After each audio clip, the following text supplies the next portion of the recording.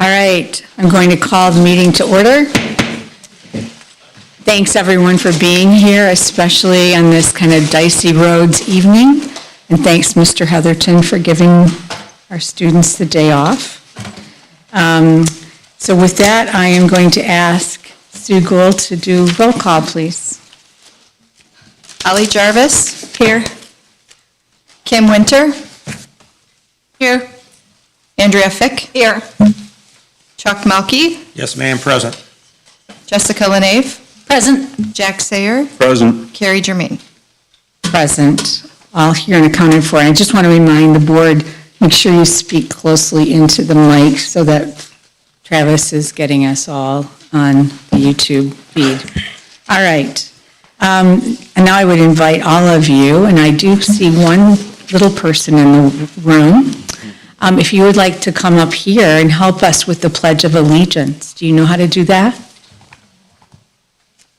All right. All right. Are we good? You tell us when to start. Good? Okay. I pledge allegiance to the flag of the United States of America and to the republic for which it stands, one nation, under God, indivisible, with liberty and justice for all. Thank you, young man. What's your name? Luke, thank you very much. You did a fine job. All right. With that, we do have some folks here tonight that would like to share with our Board of Education. Mr. Heatherton? Absolutely. January is Board of Education Month, and we are excited to celebrate all of your efforts, your hard work, your sacrifice, all of the meetings, and your time. So we are going to call up school by school, and they're going to show you a little bit of what you have in front of you. And who wants to go first? Oh, look, it looks like Dave and Katie want to go first.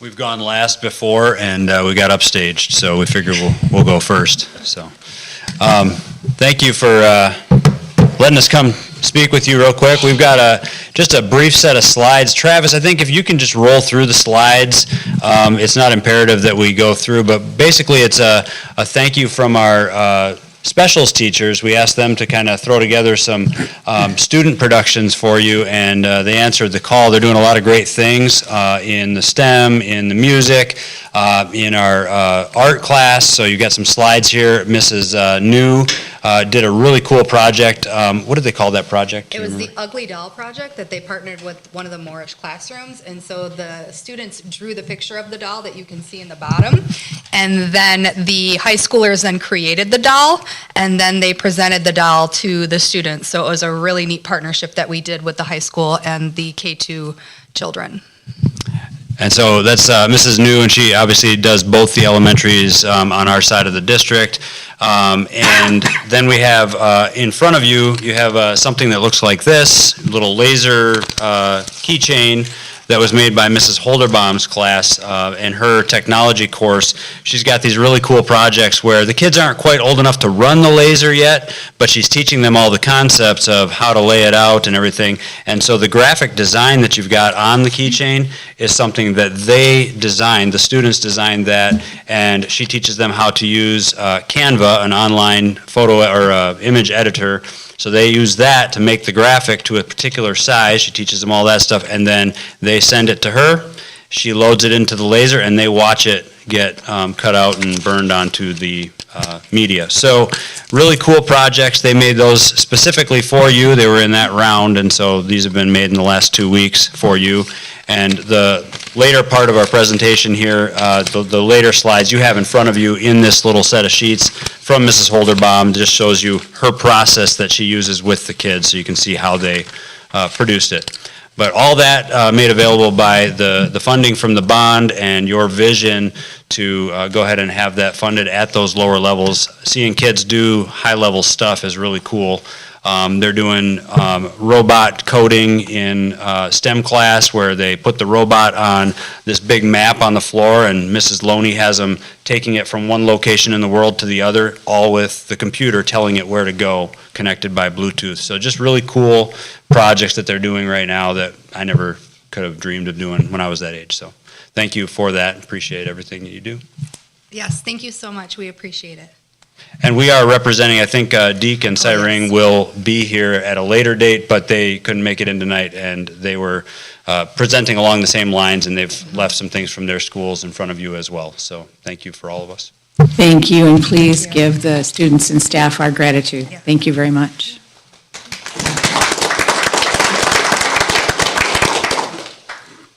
Little Dragons. Hi, I'm Elise Higgerson. I am one of the lead GSRP teachers at Little Dragons, and we just wanted to say thank you for your interest in our program and for everything you do. I have a short video of some of our kids saying thank you. What's this? I love my school because I like to color, so all of these are quotes from our kids. So, oh, there it goes. Thank you. Oh, there we go. Go. There we go. Nope, did it skip it? Thank you.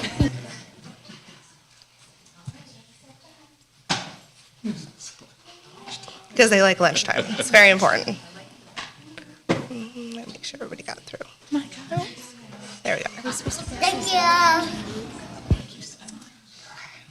Oh, I have to do this. Oh, come on.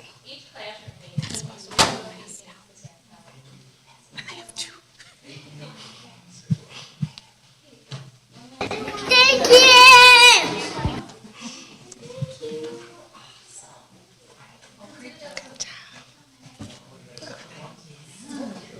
We were lucky to have the marching band and the cheerleaders come and visit us at the beginning of the year, and the kids absolutely adored it. It was awesome.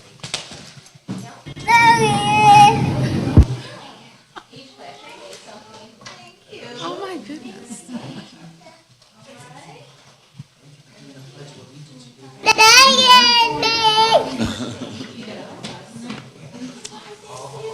Okay.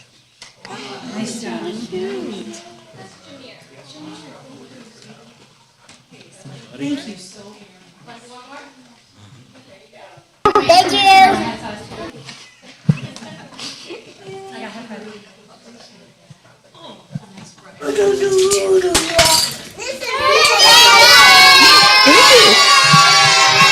My gosh, just like Christmas. All right. Hey, Junior. Can you say thank you? Thank you. Thank you, Jameer. Thanks, everyone. That was great. Thank you. You guys did great job.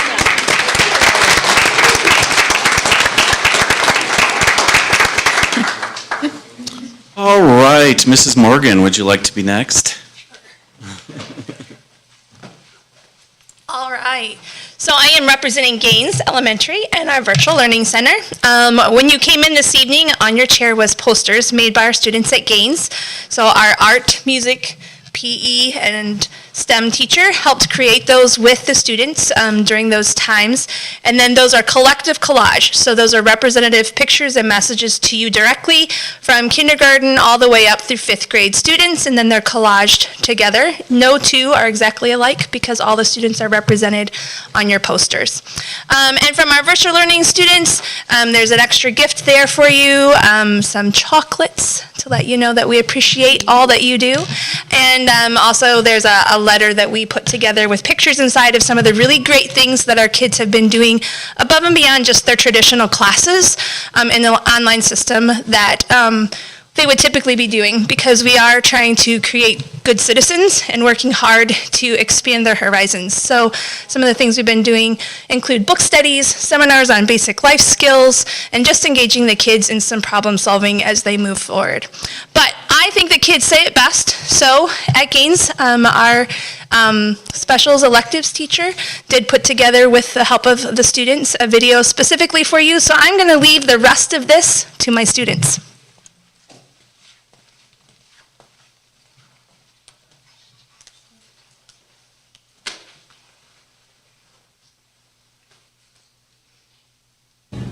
One day I want to find dinosaurs. I want to be a police person. Someday I want to be an embroiderer. Someday I want to own a cosmetic company. Someday I want to be a pro MX rider. As students of Swartz Creek Community Schools, we have the tools we need to achieve our goals. We also have 7 school board members working to ensure our success. Thank you, Gary. Thank you, Jessica Lane. One. Thank you, Thank you, Chuck Melky. Thank you, Jarvis. Thank you, Don Sayer. Thank you, Kim Winter. Thank you for believing in us. Thank you for believing in me.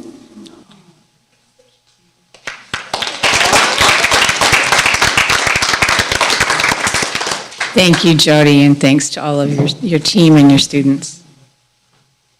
Next up, Swartz Creek Middle School, Mrs. Titsworth.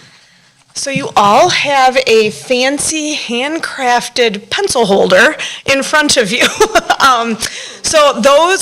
First off, our big thank you is to help support one of my biggest visions that I have for the middle school, which is all of the inquiry-based learning with the STEM approach. So our our STEM room wing is now officially opened. It has all of the furniture, and we now have all of our new equipment that is up and running. And so between Kelly Swales, our science teachers, and Michelle Bilby, our students have been in full action trying everything out. It is so fun to go down and watch everything that they have going down there. But these were made, this was the first go around, so these are literally the very first trial run of our 3D printer. So the students in our STEM 1 class it's a program called Tinkercad, and their success criteria was to make a 3-dimensional pencil holder. The design must be creative and unique. It should not just be a basic cup unless it has unique features. It must be a stable design that will not tip over when being used. It must hold at least 4 pencils or pens in an individual slot or one massive area. There's some up there, they do hold 4 pencils. I don't remember how they all work though, so they figured it out. So there's a little bit of a puzzle for you two to figure out where your 4 pencils go. It cannot be more than 10 centimeters tall or 13 centimeters wide. And then the students also knew that the best 11 would be coming to all of you guys. So they had a little competition going. They were very excited to get their stuff done. So it was very, very cool. They got to, mess around with all of this. There's no canned program. They literally created all of that on their own, which just boggles my mind because I'm like, where's the recipe for this? I don't know how they do it, but it's very, very awesome, and they absolutely love it. The other thing that you have on from us is another one of the big visions out of Swartz Creek Middle School is helping our kids with their social emotional learning. And one of the big things at the middle school level is being in control or being self-aware of your emotions and how to handle those throughout the school day. So one of the big things that we're working on right now is providing different things in the school, such as just a simple little pencil that has a fidget on the top of it that does not bother anyone, doesn't make noise, but it keeps them engaged and focused while they're in class. So we have all of our classrooms are getting a, we call it a little like calm down corner. We don't necessarily have room in all of our rooms for a calm down corner, but at least we have a box that kids can go to that they can pull stuff out of there to keep them quiet, or a teacher can just go over, grab a one or two fidgets out of there that they think a student might be able to use while they're in class, just to keep them in class, to keep them regulated so that they can have a successful day. So that's some of the stuff that's going on at our middle school. We are also very excited. You also have an invitation, a formal invitation. I believe it's February 22nd. We have our STEAM Wing Grand Opening that we are very excited to welcome the community into. We will have our science teachers there with some of their students going over some of the inquiry-based labs that we've been doing. Mrs. Bilby will be there with Mrs. Swales and all of our STEM kids, and they will be showing you some of the stuff that they have done. And we also have some students that have selected to participate in the Kettering project again. So those students will be there showing you their work. Mrs. Loader will also be there displaying all of her beautiful new art room. So that will be very, very cool to see also. And then we also have some of our community partners that we work with. So the MSU Extension, I believe Formar is coming, and there's one other that I can't remember off the top of my head, but they will also all be there to just to welcome the community and do fun STEM stuff with the folks that show up that night. So I hope you all can make it. Melissa, what was the time frame on that? I think it's 6 to 7. It's 6 to 7. Am I right, Jessica? February 22nd, 6 to 7. Yes. Thank you. Thank you so much.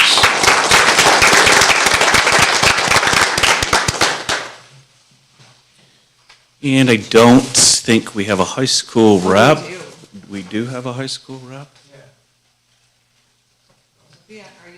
Oh, no, she's up for something later. We do have a high schooler here, but she has a special section all to herself. Yeah, Tanner. Sue, do you remember which group was the high school?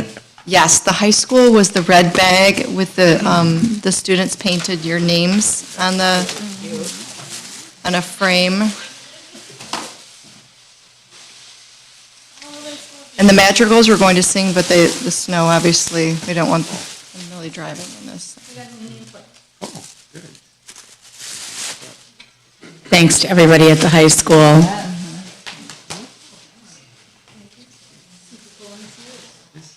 And did we miss anyone? Who gave us the cookies? Yeah, the cookies and the snowman are from Cyrene. And then the little monster in the thing. That's from Deke, yes.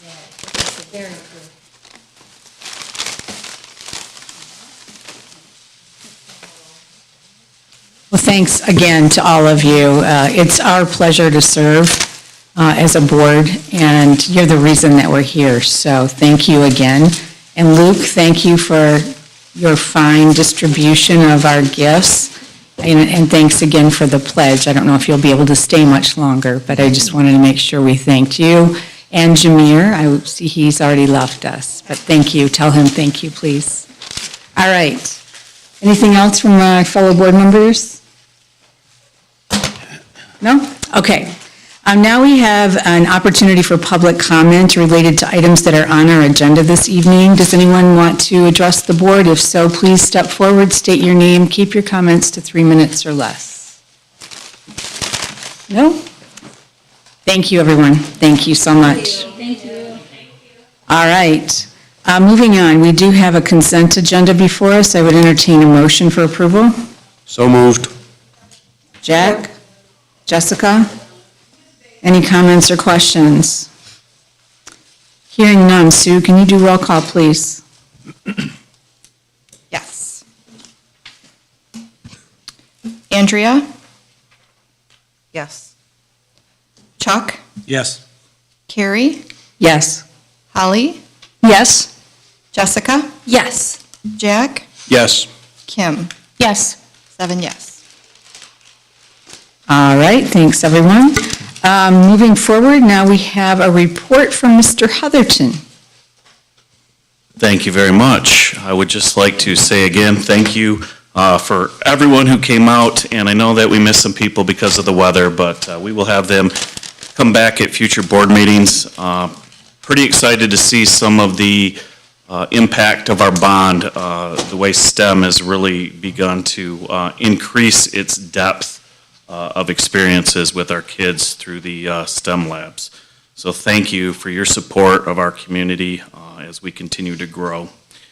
We Dragons has been pretty exciting. I don't know if you're following the Swartz Creek Instagram, Twitter, or Facebook page, but we have had a lot of little We Dragons in, and as we went through the board strategic plan, that was one area of focus, is our little dragons who haven't made it to school yet, and Mr. Kitchen has a little bit more to explain how our We Dragon Wednesday is going.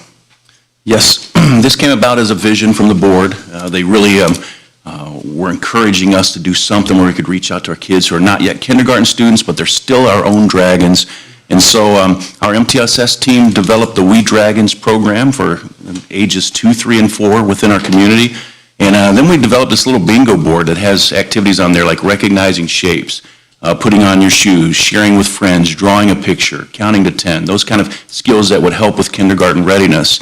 And we said if you complete this bingo chart and bring it to the ad building, we'd give you a t-shirt. And t-shirts look like this.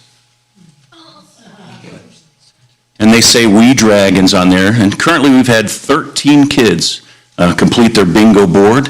And we made it somewhat challenging, but also we want all of our students to be able to have access and to come to the building and receive a shirt. So we know that there are other kids who are working on this, but we're real excited about the turnout. And later on tonight, you'll get to see a real cute picture of one of our We Dragons who showed up. Very proud of the work they had done, and that's really what is encouraging. I get the opportunity to go down and shake their hand and talk to them and kind of welcome them into the district 3 years before they're going to be here. And just to see how excited they are, when they have this completed. Once they get by the big giant that's talking to them, they really are proud of their work. And so this is a great bridge, and I'm hoping it grows and develops into something even bigger that we can do for our kids who aren't quite in kindergarten yet. Thank you, Mr. Kitchen. Next, on January 30th, we have 12 to 15 Elms Road students who are going to be going to the Humane Society, and they are going to be reading with the animals and the dogs, and I know that Mr. Melke has been excited and support this effort, which we got underway, I think, before COVID, and we are back on track, and I think Deke is arranging a time for them too, and so we're going to trade off a couple of schools and get some trips out to the Humane Society. So thank you, Mr. Simonson, for hooking those kids up. And I'm sure that our student board member is going to talk about this, but I'll throw the date out and he can give you all the details. We have selected a date for the next roundtable, and that'll be February 20th. And I will let him talk about that in his report. On February 2nd, we have that Traits of Effective School Boards. It was one of those optional meetings put on by the ISD, and I did tell you if we got 3 members who were interested that Jim and I would go with you. And so it looks like we have a go for that, and you can tell me if I'm wrong now or later, but it looks like we have Jim and myself and Andrea and Kim and Holly who are going to attend that on February 2nd. So that should be a good learning experience hosted by the ISD. And finally, we do have our group picture, so don't run out of here tonight. We do have to get our pictures, so now that we are the new board, so. You will too? Okay, thank you.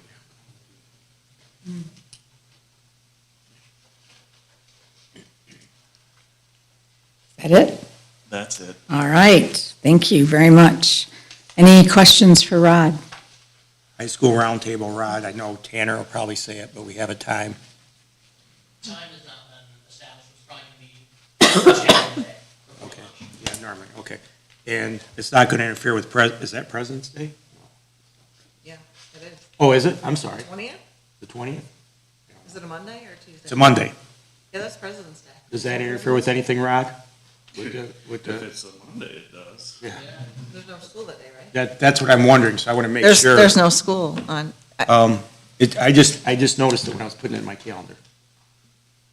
We can move it later in the week if we want. So I was just thinking that week in general. I hadn't really decided on a date Okay, itself yet, so. just so you know, don't set it for the 20th. Yep. I mean, I'll go, Tanner, but, I don't think we can bring many kids showing up. well, it's all right, I'll keep them entertained, the ones that are there. But, so anyways, with that being said, yeah, just readjust it for us so we Yeah, can we can do that. take care. Thanks, Tanner. Yeah, no problem. All right, thank you. And speaking of Tanner Wykes, we have our student board representative report. All right, so this one's going to be a little short because we just had one a couple weeks ago, but we still got a lot of good things going on. So something just a little bit small at the high school. Students are now being treated to music playing during the 5 minutes in between passing times over there. We tried this out at Christmas and it was pretty well received, so we decided to do it again. Mr. Clark sent out a form to the students so they could put in different genres or different songs as like requests of stuff they wanted to hear. And so far we've had a lot of really good feedback about that. And the music will stop 1 minute before the bell rings for the next hour, so that way kids know, they have 60 seconds to get to class if they're lingering around in the hallways, and it just makes it just a little more enjoyable to get from class to class. The atmosphere, just kind of having something in the background to listen to, it's just awesome to hear that. And rehearsals for the spring musical, The Addams Family, have officially started up this week. The ensemble cast has been focusing on choreography and group dance numbers. And next week also starts the beginning of Fold-In and Tech Week for our senior show this year, The Last 5 Years, which is slated to be performed on February 10th and 11th at 7 o'clock. And that's something I've really been looking forward to, so I'm really, really grateful to see that we were able to talk to Mr. Clark and figure something out to put our seniors in the spotlight for that last big show of the year before we have our final musical, just giving that seniors that spotlight they deserve for all the years. I believe all of our seniors this year have been part of Drama Club for all 4 years now, so it's great to see that they're getting an opportunity to be in the spotlight fully and show their stuff. Down at our middle school level, selections for the How to Train a Dragon program are going to be made during Dragon Time classes this week. This is a program I talked about more at the last board meeting, where kids will be selected to be representatives from their class so that they can help out their fellow peers. One representative from each class are going to meet weekly during Dragon Time to work on issues brought up by the group of students and work on fun ways to celebrate with each other. The representative is also going to be responsible for communicating all work back to their other Dragon Time class. So it's more of like a representative position, so that way we can bring just a better environment to the middle school, and I think that's an awesome program that we're putting into place there. On the elementary level, on Friday, January 27th, 3rd through 5th graders from Gaines are going to be going to the Whiting Auditorium to hear the Flint Youth Orchestra perform, and they're going to have a chance to learn about all the various instruments in the orchestra, and the field trip, including busing, was funded with grant funds through the Flint Institute of Music. On Friday, January 10th, the Gaines PTO are going to be hosting their second lock-in for students. We had a great turnout with our first lock-in back in December, so the PTO is looking forward to put on another one. Students seem to very much enjoy it, and they're very much looking forward to holding another fun event for students to come in and have a lot of fun. And finally, with our VLC, as the second semester starts, almost 40 newer returning students are being welcomed to the VLC, which is a 40% increase in student enrollment. Staff have been meeting with students and families to ensure they start the semester off on the right foot, and the VLC is also celebrating the fact that they are seeing the highest levels of course completion in the last few years, as well as now having 10 high school graduates following their successful course completion. The VLC would also like to give a shout out to not only those 10 VLC students who have successfully completed their course requirements, but also the 5 adult education students who have completed their requirements for graduation.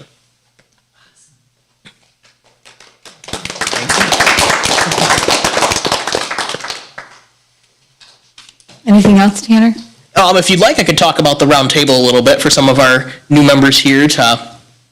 That would be very helpful. Yeah, Thank you. so the student roundtable is something that was implemented by Elena Cook last year. The way it works is, what I'm going to do is, last year, Elena went ahead and took a survey of students. She went in, checked grades, behavioral status, checked with teachers and stuff, and then she hand-selected some students that she deemed would be very good representatives from the high school to come and talk to different board members. So those students are selected. I plan on using the same list as last year, so if students were invited to last year's, they're automatically going to be invited to this year's, along with some new incoming freshmen and a few additions that I'm personally going to make. by going through and just fishing out a few more candidates so that if other people want to have an opportunity to be a representative, I can absolutely get that to work.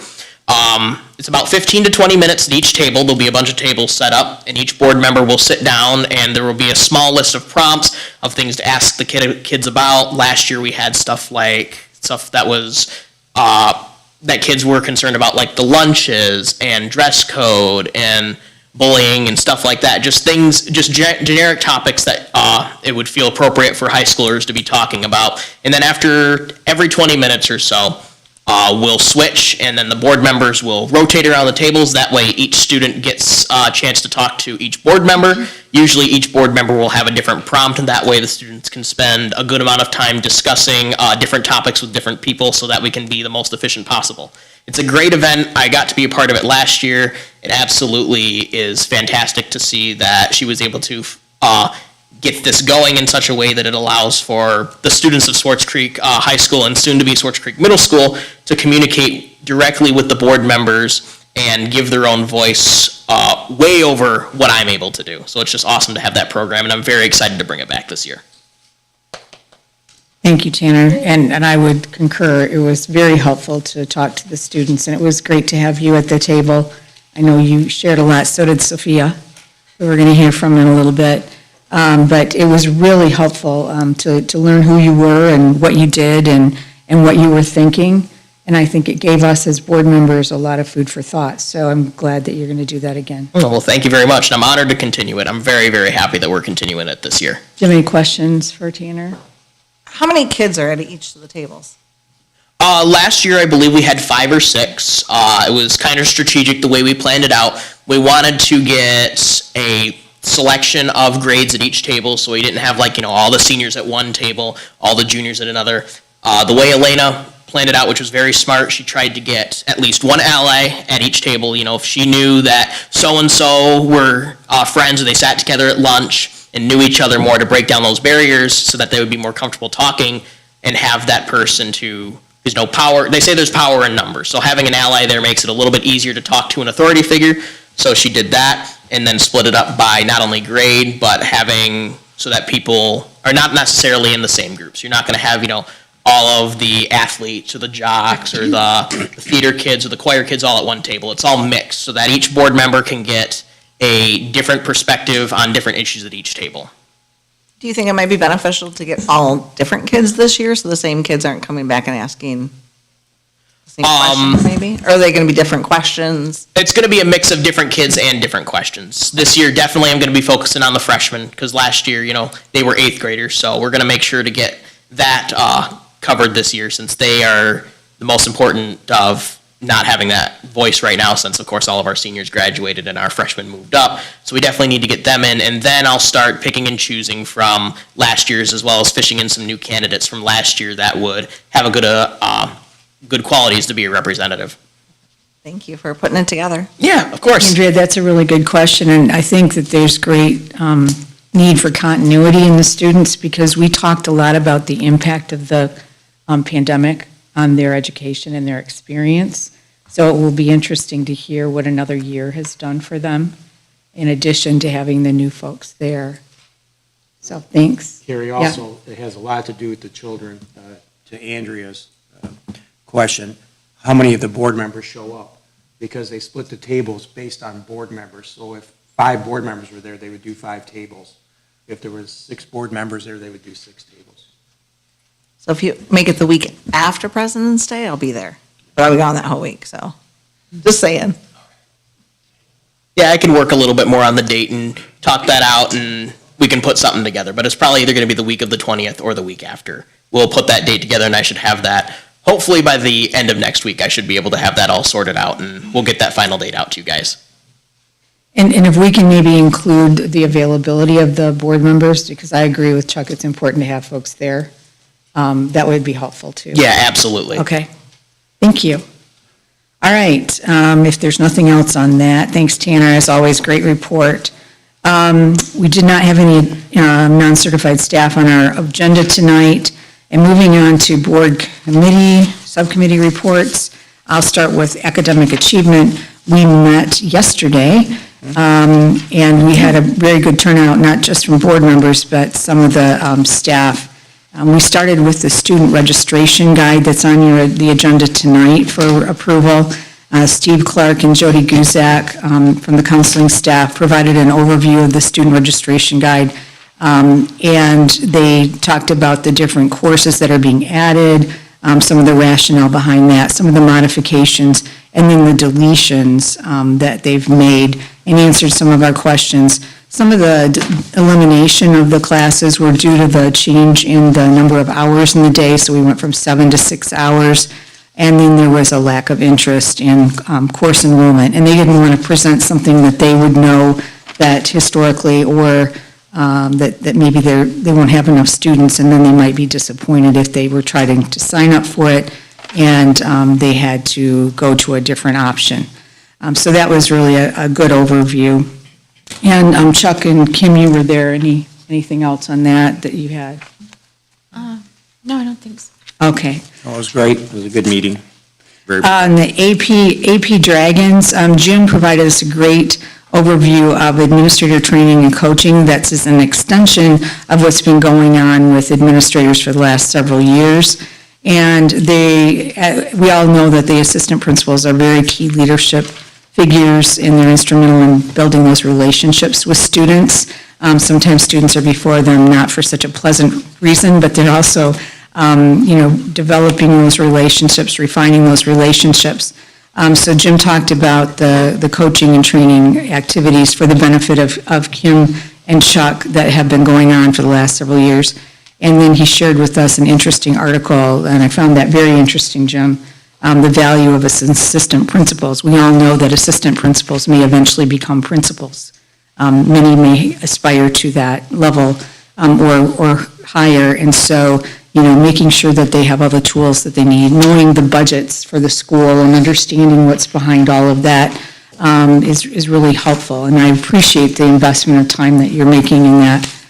Finally, Senator Cherry is very interested in the school nurse expansion and supporting those programs, and because we now have a school nurse, Alicia Gardner, he sent one of his staff to talk about what that support might look like, and they are evidently looking at how they can infuse nurses into school districts and could, for example, bill services to Medicaid and get other relevant information and data as they look at legislative line items that would help sustain that financial support for school nurses.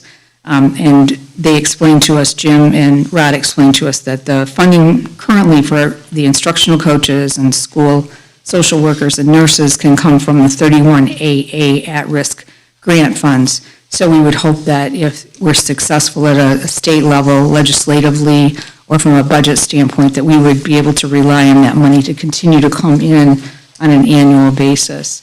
And then I didn't have any public comment, and we adjourned at 4:50, and I don't have anything else unless there's any questions. All right, moving on. Jack, you want to do policy? Thank you. We also did policy yesterday. I called the meeting to order at 5 p.m. Present was myself, Chuck, Carrie Germain, Kim Winter, Jim Kitchen, Rod Heatherton, Kevin Claren, and Michelle Dexter. Our first item on the agenda was the fact that there was no new True and Update packet. This is we were sort of expecting one, but that's because Neola, I guess, used to send us one every seemingly month. But there wasn't one, so we didn't have any updates on the docket. So then we discussed the upcoming legislative outlook for our state. Rod updated the board on some current legislative bills that are in the works. These bills could change some of our policies. Bills would include things such as the withdrawal of vouchers for students who would choose to go to private school, prohibited subjects of bargaining, right to work, layoffs, tenure, as well as the insurance hard cap. If these bills were passed, some of the policies that we have may need to change. Of course, that's subject to the bills being passed. We will see what happens going forward. We also briefly discussed the policy committee calendar and kind of the outlook of that, what would need to happen going forward. And I guess we can kind of talk about this as a board as well.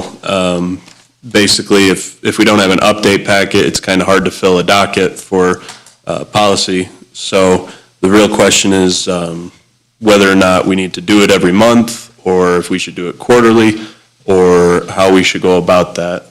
We can talk about that once I get through this, if we want to, but moving on.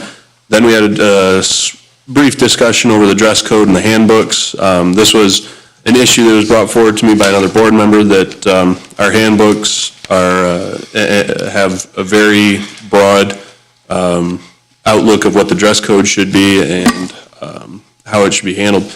And the fact that we don't actually have a written board policy on dress codes. After a brief discussion of why this is, we sort of came to a consensus that as it is right now, it's okay, but if we wanted to go into further discussion on it, we obviously could as a board. There was no public comment, and there was no more board comments. Policy committee adjourned at 5:50, and our next meeting is February 7th right now. Do we want to have a discussion over meeting times right now, or do you want to just save that for a different date? So the recommendation of the committee was a couple of options, is to go quarterly or to just leave it on and call it off if we don't have a packet, as opposed to going quarterly and then having to add it back on. So we would leave the calendar as is. Jack and I could discuss about a week ahead of time whether there's a new update packet in, or whether there's a particular set of policies that need to be reviewed, and if not, remove it, as opposed to removing it from the onset. Of course, I would recommend to the board that you go through the policies personally. If you do have any questions, concerns, or anything you just want to talk about, send me an email, a text, something, saying, hey, let's take a look at this policy, or I would like to take a look at this policy, and we can work that in as well, and that would help me to kind of figure out how we want to do that. Currently, they're on for every month, right? Correct. Okay. So it seems like it would make sense to keep them on like they are right now, especially if we were to get something that was urgent. And then conversely, if we don't have anything that's urgent, we could cancel the meeting. Right. Versus Sue trying to schedule something, and then quarterly may be too long between. Yeah, and right now, the way we have the subcommittees back to back, it wouldn't necessarily have to be a full cancellation. We do currently do academic achievement the hour before, so it would just be a matter of wrapping up early. I suggest we keep them open underneath the Open Meetings Act and publish them, so we fall within the guidelines of the law, and then if there's something that we have to deal with, we deal with it. If not, at least it's been posted, so we're not rushing to post it underneath an emergency situation and not meet the timeline as required by law. Does that make sense? Yeah, just keep it monthly, but, yeah, that's what we said, but I want to make sure we don't go to quarterly, because if we have an emergency meeting, there's X amount of days we have to do it to post it, it's there. And if Jack can't make it back, Carrie or myself can run that if it's something, that needs to be done, because sometimes you can't make it back, so. It'd be rare. It's only happened once. I know. So. Anyone opposed to that? All right. Sounds good to me. Thank you. Sounds like monthly with cancellations as needed. All right. Okay, Chuck, did you want to go next? Yeah, I'll go. You want to go first? No. You sure? Yeah. You always cover my stuff. I know, I'm giving you a chance. Okay, great. We had a great turnout at the building and site committee meeting. We had, Chris was there, Jessica was there, Jim was there, Carrie was there, Adam Zettel from the city was there, R.C. Hunt was there, Lisa from our architectural firm was there, Adrian was there, Rod, Kim Winters, myself. We called the meeting at 2:05 p.m. Of course, the biggest topic was Mary Crapel. Building and most of the grading should be done by January 30th. We've asked for preliminary drawings and conceptions of the proposed site. such as a ball field, walking paths, and community district event venues. I'd like to use it for that if we could. And Adam was there for possible partnerships for fundraising and costs to help us complete our projects. Positive input from all the members there, and we had multiple ideas and uses for the property, for the students in the community. Adam from the city was excited and wanted the district to know that they would help in any way, so we have at least the city manager support, most of the city council from what I could tell, and we had active discussion back and forth, and they would like to possibly use it from some joint ventures from time to time and pay us a lease rate if possible. And of course, I strong-armed him for some money to donate if he could get it to the place, but they wanted to do some things, and I was in agreement, and I think most of the subcommittee was there. Maybe ice rings in the wintertime, concession stands, hot chocolate, a hallmark moment. So it was a lot of exciting ideas, and it'll be a focal point for the city finally, and hopefully we'll have a nice area there for it. So that was it on that. Any comments on that? Then we talked about the final bond projects. We have approximately $700,000 to $800,000 left over in the bond fund. There are 3 projects left that the district would like to finish. Unfortunately, the $700,000 to $800,000 is not enough for the remaining projects. Those projects would be 1, Deke Elementary parking lot, 2, the Cage parking lot, and 3, the athletic wing of the high school. And I believe technology's down there too. So we discussed that, and of course, it's up to the board, but we kind of figured that Deke was probably the most important on the agenda, with the athletic wing second and Cage third, but that's open to board discussion, so it's whatever the pleasure of the board is. We'll make happen, but that's me and Jessica and a couple of the other board members went over and looked at the athletic wing, and that's definitely something that needs to be done with that. And then the last thing we talked about was the air unit at one of our buildings. I think it was the middle school, right? Yeah, the 500 wing. 500 wing of the high school, yes. And it's a $500,000 unit to replace. We asked RC to get some bids to try to fix it, and he's thinking we can get it done for $50,000 to $70,000. Once the bids are in, we got to build an RFP for it, but once the RFP is done, we'll bring it back and hopefully approve that. And then middle school roofing, there's going to be 3 sections of middle school re-roofed at $62,000 per section, and we're going to use a new Duralast, which hopefully will last a lot longer in rubber.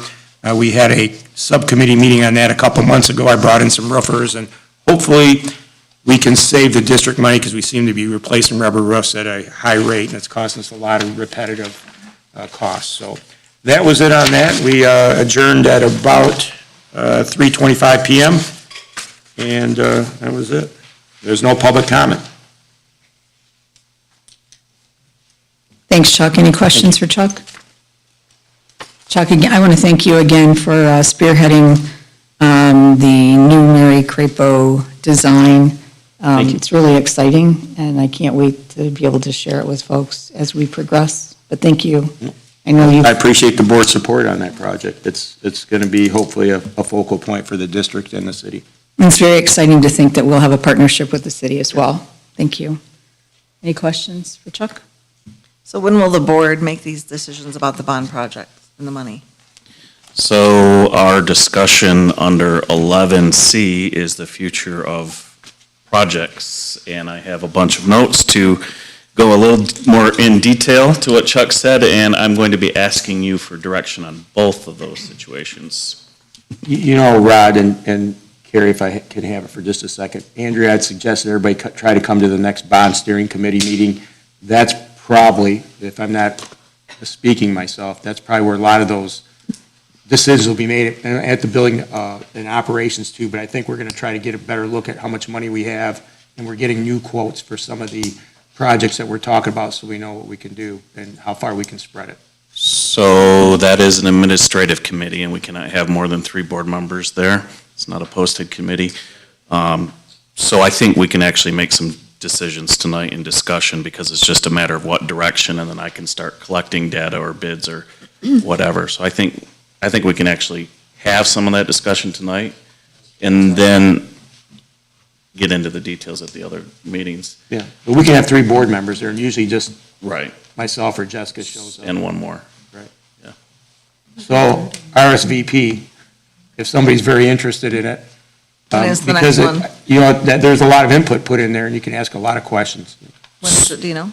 So the next one is the Wednesday at 3 o'clock before our next board meeting.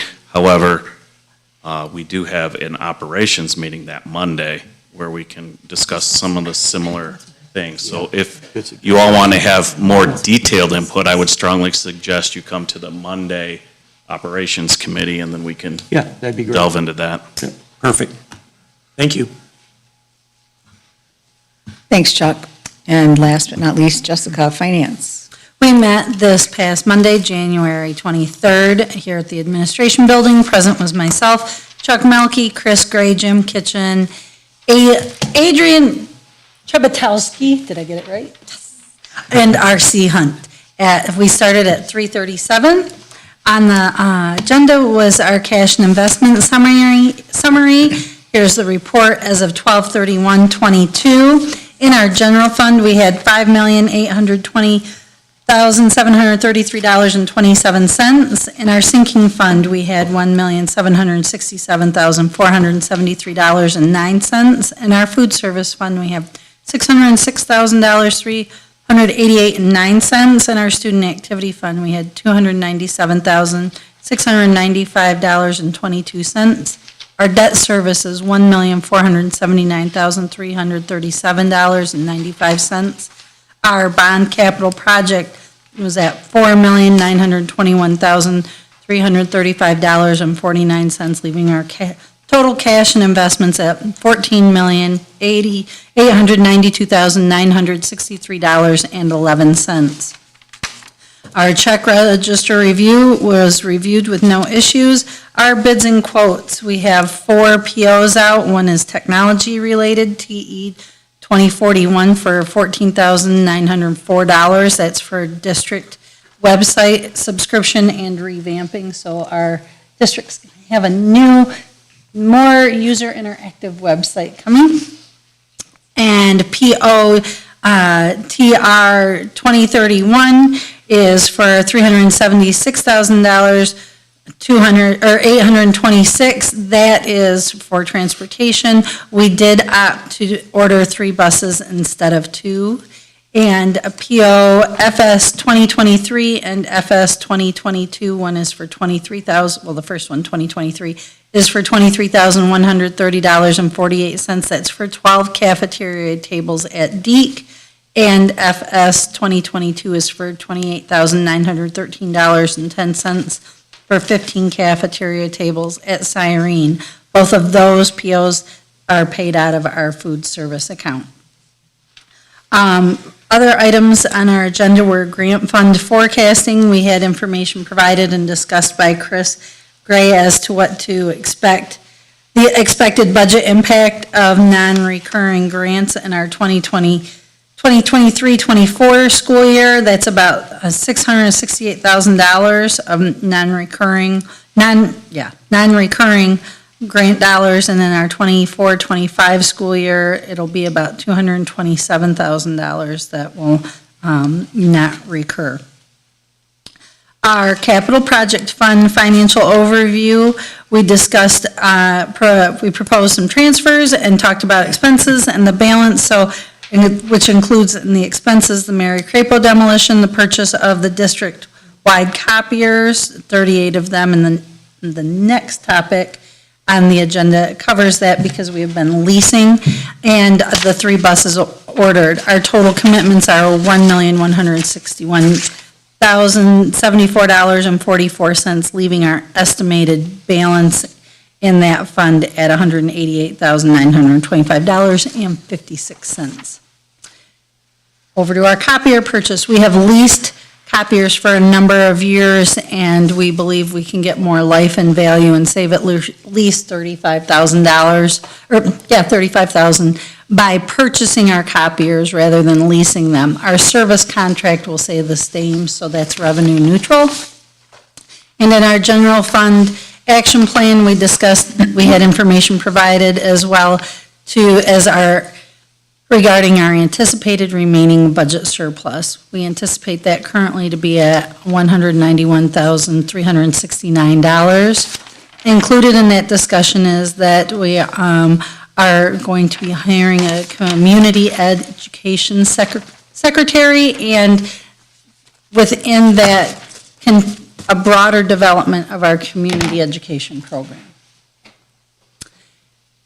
We had no public comments, I need to add that, no public comments and no committee comments. And our next meeting is February 6th at 2 p.m. Thank you, Jessica. Would you like to propose approval of your financial report? I would like to. I have a question first. Go ahead. What is this community education secretary position? It's a part-time position to help develop and manage our community education programs that we currently have and are looking to expand, that will be within the education, or excuse me, within the athletic department. And what would this person be doing? Taking in all of the scheduling and money and rental of rooms. We used to have a community ed director and a full-time secretary, and then COVID hit and we shut down all our buildings, so there was no more rentals. But we're getting a lot of interest in things like karate, swimming, pickleball. All of those things take a lot of time to schedule, to take money, to track the money. So it's a reinstatement of a position that has always existed in the district. I have a question. Will that person be going back to the cage like it used to be? Like, that's where it was before, right? That community ed post? Well, it depends on how far back you go. Originally, yeah. you could go all the way back to Mary Crapo, Crapo, yeah. which is where the early childhood / community director operated out of, and then they had multiple secretaries, some that took care of early childhood, some that took care of tuition base, some that took care of GSRP, and then a full-time secretary on top of the director that took care of all of the community education. So you also have the printing of materials, the signing up of classes. There's a lot to do if we're going to continue to be a community ed school district as we are. We questioned that position also, Kim. Just, I think you and Carrie may have left for the finance part of it, but we questioned it. And my only concern was, whenever we add positions, although whether it was, created 10 years ago and we're bringing it back, we still have to pay for it, as a district and be financially responsible. I did question Rod, and he gave some good answers along with Chris and Adrian, who was there. And actually, I was one of the persons that asked for community ed because I've had several people contact me and, hey, Chuck, can we do karate? Can we do this, that? And I'm like, wow. So I have to call Adrian all the time, or Rod through Adrian and back and forth. So my only concern was, where's the $52,000 going to come from? But I think some of it will be some cost recovery, because if we increase our community ed program, some of the money will be reimbursed back at all. I don't think it'll be the whole $52,000, but it'll be a partial of that amount. And that will help us, because one is we have to do, community ed's a public service to our students and our residents of the district.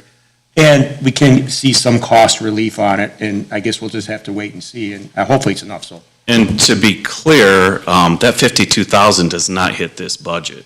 Right. That is a quarter of a year, so it hits at about 12 and a half. And if this person already has insurance or doesn't, it's even less money. So you're talking about a $10,000 budgetary item for this year.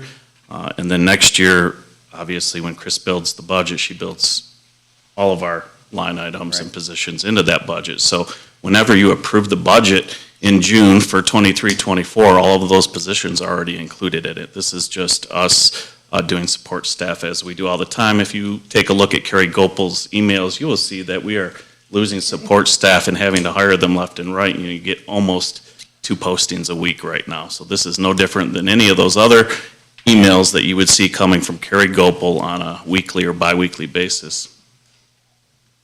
I think that some of the new board members, though, Rod, they just, because I have the same concerns when we create new positions. Well, And it I mean, comes out of the in essence, it's a reinstate, I mean, this existed before, and was extremely busy before, so Right. I think it's beneficial. And a lot of the board members didn't know that. Yeah. And not even me, and I've been here for 4.5 years. So whenever I see a creation of a new position, I see that as a deficit to the budget. And we have to be fiduciary responsible whether we have that position or not. There's companies all across the country that are cutting people and not bringing them back. Districts, counties, townships, cities. So it's imperative that you ask those questions and we, have an answer. But, overall, Rod's right, it's only going to cost for the quarter, I think, this much. We can see how it goes. If there's a lack of interest in community ed, the board always has flexibility to pivot and say, hey, listen, this may not work for us. So I think that's a good question, Kim. And if I may answer, I think, Holly, you asked this. I spoke with Adrian. She said one of the things that they were considering is having that person possibly start out at the cage in the morning and maybe, like, they were talking about how, she was saying how Nikki comes in at 7, maybe this position would come in at 9. That way, there's some overlap later in the afternoon when there's so many programs going that we could have somebody in the office to address concerns that still come in after 3 o'clock between like 3 and 5. So there's the opportunity to be able to layer in support, to be able to provide more services then. Yeah, right now Nikki and Adrian are handling all rentals and all athletics and all activities through the entire district. So as other activities and rentals start to come on that are not athletics, it's really not in their purview. They're already overworked and they don't have enough people. So this is a whole different area of need that is coming back now that COVID has passed us, per se. Thank you. So put the word out if anybody wants a job. Yeah, and look out for the posting. So I move that you accept my report So as moved. submitted. I make a motion we respect. Jessica and Chuck? Yep. Any comments or questions? For our new board members, when Jessica provides a financial support, she will also ask that we support it and approve it. So Sue, if there are no comments or questions, could you do roll call, please? Carrie Germain, Yes. Holly Jarvis, Yes. Jack Sayer, Yes. Andrea Fick, Yes. Kim Winter, Yes. Chuck Melkey. Yes. Jessica Lenave. Yes. 7 yes. Thank you. Thanks, Jessica. Thanks, everyone. All right, moving on, we do have 3 discussion items tonight. The one is incredibly exciting, and so I'm going to turn this over to Rod. This is, I think this is why I do what I do as a board member, to see these exciting things happen. So go ahead, Rod. Absolutely. I would like to ask Dr. Adam Hartley and Sophia Johnston to come on up to the podium. For those of you that don't know, Dr. Hartley used to be with us in Swartz Creek as our assistant superintendent. He then went on to Fenton Public Schools as the superintendent. He currently works in Lansing doing all sorts of innovation, alternative education, and online learning hubs. And he has his hands in many other things, specifically for this presentation, Gear Up to Lead, which is an organization that helps youth across Genesee County develop things like growth mindset, empathy, and take action in their community. So I'm thinking that maybe Sophia has taken some action and you're going to celebrate her right now. Absolutely. I appreciate that, Superintendent Heatherton, Board of Education. Just want to step back. Am I the only one that sees it ironic that Jim Kitchen is leading any initiative named We Dragon? Just noticed that. As Rod pointed out, and thank you for that introduction, spent some time here in Swartz Creek. My wife, Nicole, better part of 10 years at Morris Elementary as a teacher. Despite an average principal, she absolutely loved her time. Sorry.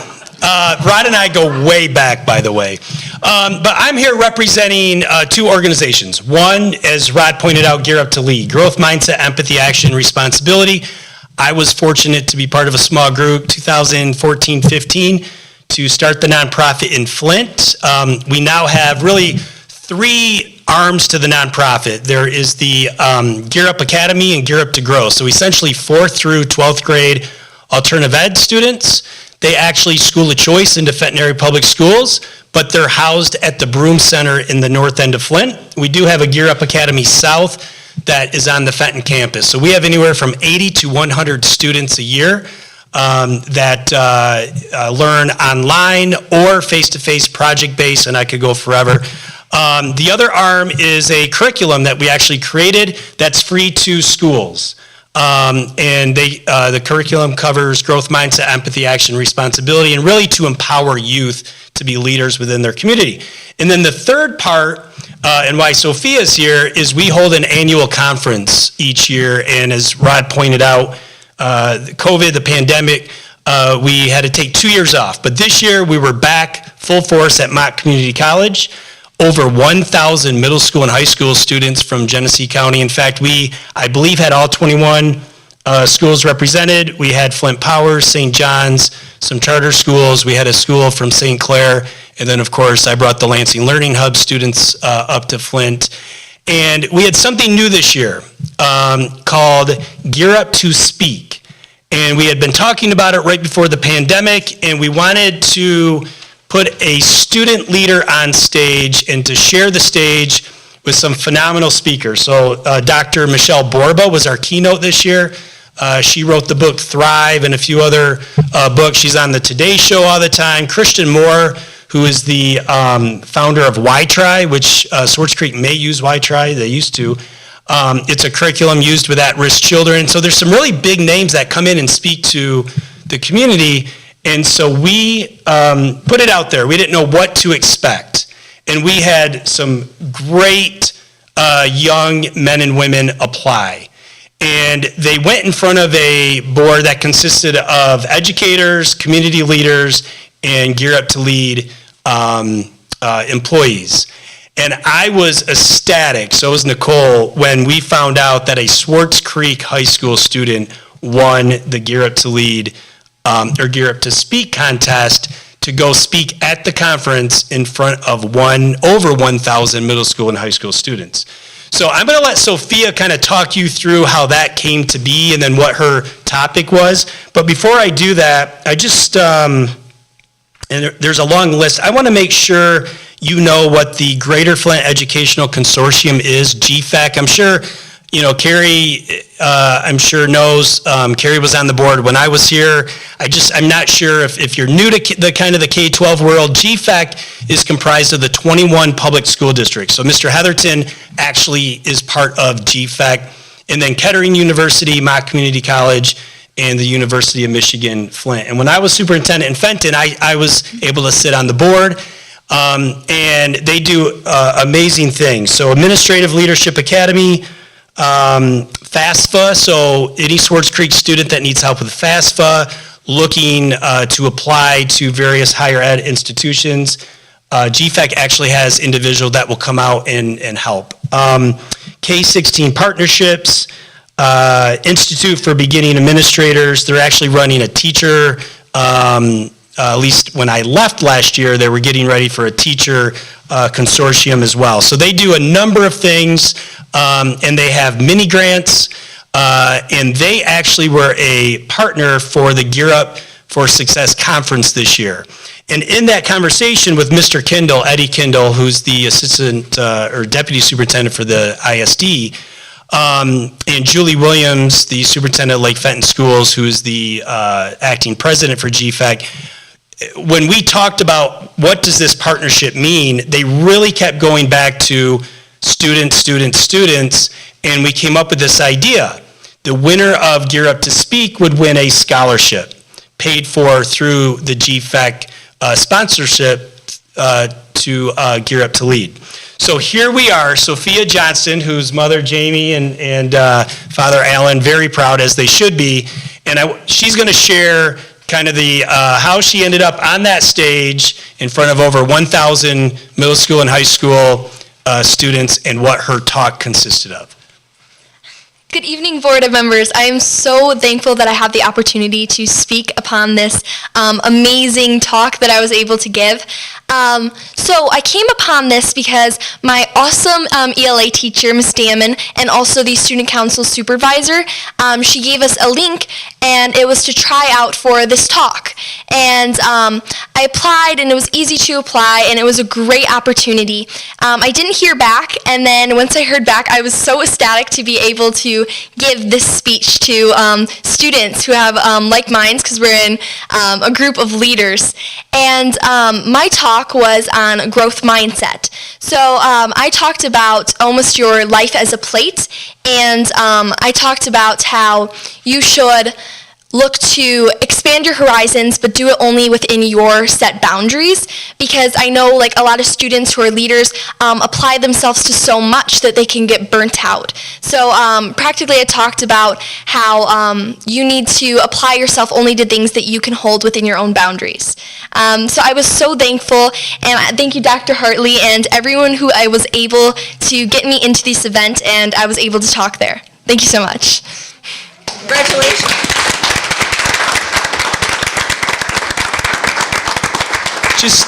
Just to know, so the board knows, so the scholarship check was sent to Mr. and Mrs. Johnson. It's secure in a college fund. We do have a certificate. Winston Studi, who's the executive director for Gear Up to Lead, is actually meeting with families that are coming over to Gear Up Academy tonight. And Mr. Kendall lives in Port Huron, and Eddie was actually going to come here, and I said, just get to Port Huron. The roads aren't too good. So we will have a certificate. And the last thing is we had a post-conference survey.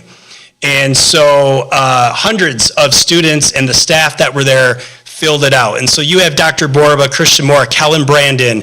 There's amazing speakers that actually make a living traveling the world to speak. And they chose their favorite speaker. So we had a morning session, afternoon, and Sophia is actually on there multiple times as their favorite speaker. So she is stacked up again. So there may be a future for Sophia traveling the world and speaking about growth mindset. So congratulations.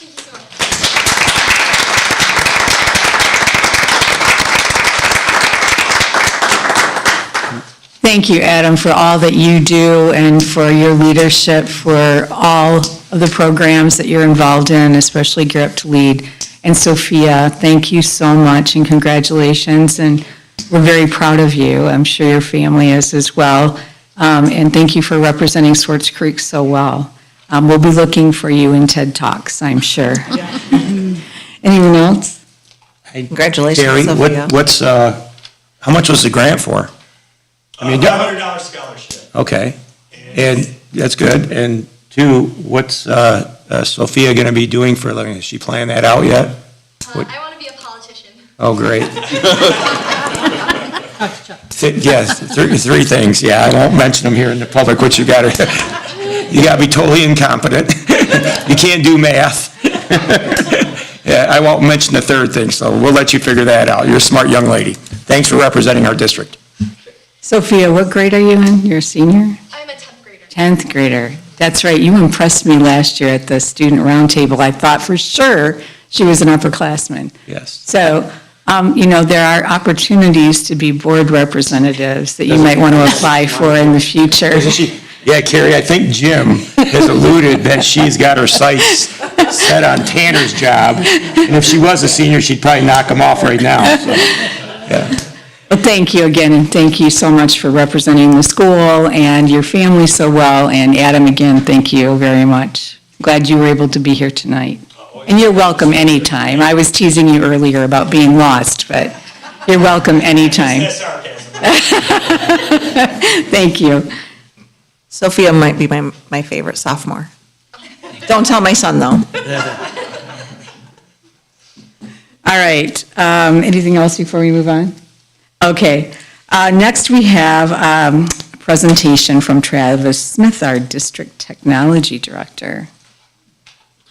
So Travis has our annual update, and he is always the one that is hooking us up and getting us ready and live streaming us, and sometimes Rod forgets to give Travis lots of kudos. Today, Travis was out shoveling the sidewalks just so you could walk up to the door here. So the jack of all trades, Travis is going to give you a little lowdown on technology.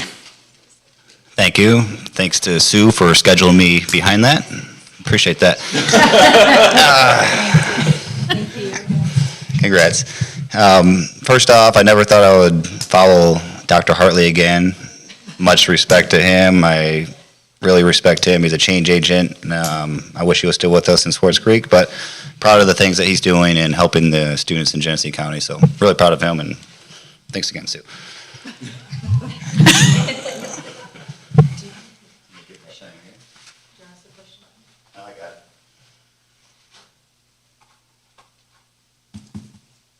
First off, about me.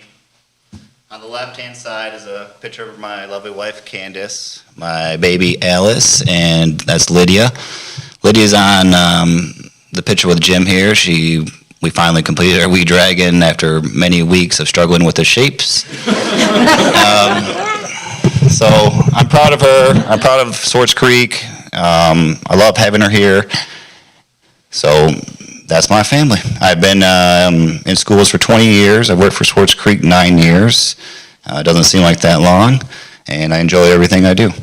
Without the team, obviously, I'm not very good, so this is my team here. We have Mike Henson. He's been here something 25 years. I'm not really sure with all types of positions, but Nikki Fry, she's our pupil accounting specialist, and she handles the enrollment records and all the pupil accounts for the district.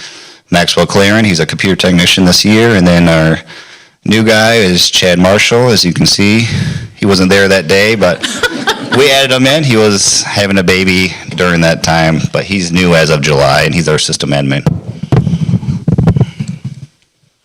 Hopefully this works. On this slide, we have some of my responsibilities and the team's responsibilities.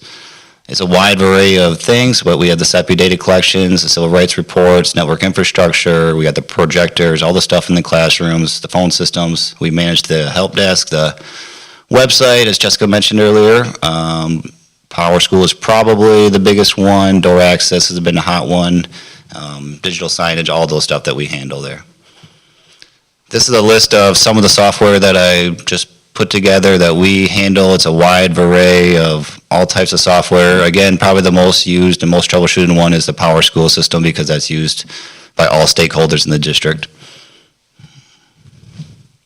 Some recent projects, it's been a while since I've given an update, so there's a lot of projects, especially with the bond. But the biggest ones are the new phone system. We put a PA system in all the schools, which helps with that music at the high school. We have some behavior plugins, the new STEM spaces. We wired up all the offices. We've added tons of cameras, door access, AI phones, which are those things at the top for door security. New backup system. We've added 5 new data cabinets just this year alone. We've wired up just over Christmas break a new e-gaming setup for Ben Gillette in his classroom. We did an inventory over Christmas break, and we just recently got rid of thousands of devices that were old through an e-waste initiative to make sure that we responsibly get rid of some of those old end-of-life devices that we couldn't sell at the auction that we wanted to get out of the Mary Crapo before that was demoed and wasted. Here's a couple of slides of just, this is Mike, kind of stressed out. I took a picture when we had wired up the offices, and just tons of drops and tons of work. The bond wasn't including a lot of the low voltage work, so we handled a lot of that ourselves. And I'm proud of the work that we did and proud of the amount of money that I think we saved the district over the last couple of years. This is Chad over here on the left at the new STEM space. Maxwell, I'm not sure he was doing much, but I got a picture of him in there. This is some of the maintenance workers, collaborating with them on the left, and our old system admin, Zach, where we wired up this building here. It's Lydia actually helping us troubleshoot late night, a trouble issue with the server room, Mike in the background. One of our recent initiatives was we had stuff scattered all over the district, from the PAC closets to the cage to the huts. I requested this space. Ben gave it to us. It's a new tech office that's centrally located at the high school in the 400 wing at the end. Amanda Peralt's old rooms, thank you to her. But we wanted to put all of our stuff in one central location. You can see we bought the shelving in the back to kind of house everything. The main work area there is all the broken Chromebooks from mostly the middle school. And then we have some workstations so the guys can kind of work together and collaborate. It's been a great place to work. So it's really helped out collaborate, and I think the maintenance guys appreciate us getting our stuff out of the huts as well because it cleans up some of their space. Of course, everything we do is about student learning, removing barriers, engaging in troubleshooting and helping teachers learn and teach students. So this is just a picture of the the Chromebooks that have really about the trend. And what you notice in this picture is this is how kids learn now. They learn in the classroom, so the computer labs are basically antiquated, and this is how it's done. Device update, we have around 4,300 Chromebooks in the district. 550 desktops. We're down about 400 over the last 5 years just because of the removal of all the computer labs. I put in there a note about the compatibility. Windows 11, we only have about 107 compatible. We've really stretched out our desktops. We haven't ordered a fleet in a long time, and what we did there is we replaced a lot of the components in the computers to make them last longer, so we're getting about 9 to 10 years by putting a solid-state hard drive, increasing the RAM, and keeping that fleet going. But we will have to address that in the next few years because of the requirement with the Windows 11.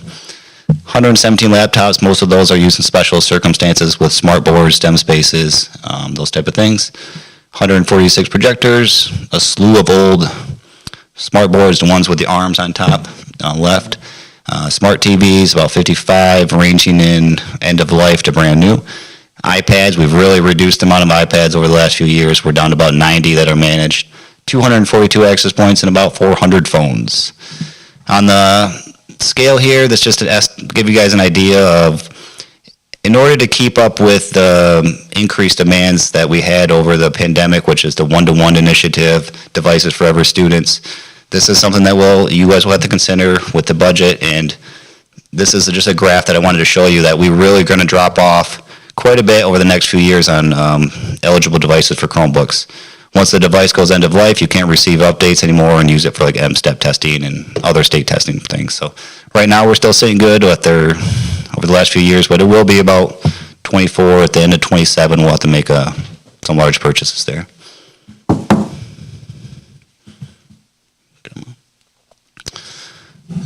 Some current technology initiatives is one of my goals this year. I'm very proud of this, was to get students involved. We have brought back the co-op program at the high school, working with Steve Clark. We had a young man start this week, Jesse Cavazos. He's doing awesome. Basically, he's repairing Chromebooks 2 hours a day. That's a paid position, and it gets credit for high school and wonderful experience. And I think it will be a wonderful feeder program. We've had trouble hiring people this last couple of years, especially with the loss of Baker College, ITT Tech. Genesee County doesn't have a very good feeder program right now, so I'm excited about the position. Hopefully we can expand that. I'd love to move over into Adrian's space if that's one of the bond projects, if she moves down, and then take that over potentially for technology support for the district. Chromebook repairs is always ongoing. Wi-Fi at the cage, we know now after that first wrestling meet we need to add a couple more Wi-Fi over there. Cameras are always requested, camera storage is always requested. We will be going for E-rate. You guys need to be aware of this. We have about $500,000 on the table in the next 2 years. That is a program where we can get a discount based on our free and reduced count. So in our case, about 50% off, and we can use that for network equipment. So I would like to replace about 71 data cabinet switches and put in UPSs for power backup. We'll be discussing that next budget and with Chris, so you guys will be aware of all that. We have the February pupil count coming up, WIDA testing. We're going to have to do civil rights reporting again, M-STEP. Always collect and inventory the student devices, desktop refresh plan like I talked about, Chromebook refresh plan, smartboard refresh plan, a common classroom strategy with the school improvement team. We would like to improve assessments. There's always cybersecurity training going on, Power School contacts, and then a new website's in the works. We started working on a website. It's going to be more mobile friendly and hopefully easier for people that's using mobile devices. Questions for me? I have a couple yeah, Carrie, if that's okay. Thanks, Travis. I know you work hard, and me and Jessica toured your little spot down there. When was it? Monday? Mm-hmm. The athletic wing. It looks pretty raggedy. It does need some work. But hey, the smart boards, are those all in the elementary schools? Most of those, are they in other schools? Majority. A lot of them are in the elementaries, especially at Elms and Deke, because they're some of the buildings that had the Title I dollars. Right. And they were basically, every classroom was outfitted. But other than that, most of the other buildings are projectors, and then smart boards are only in like special situations like STEM I talked to several of the spaces. teachers, and they like them. I don't know. Oh, I know yeah. they're expensive, and I would like to try to help you get those.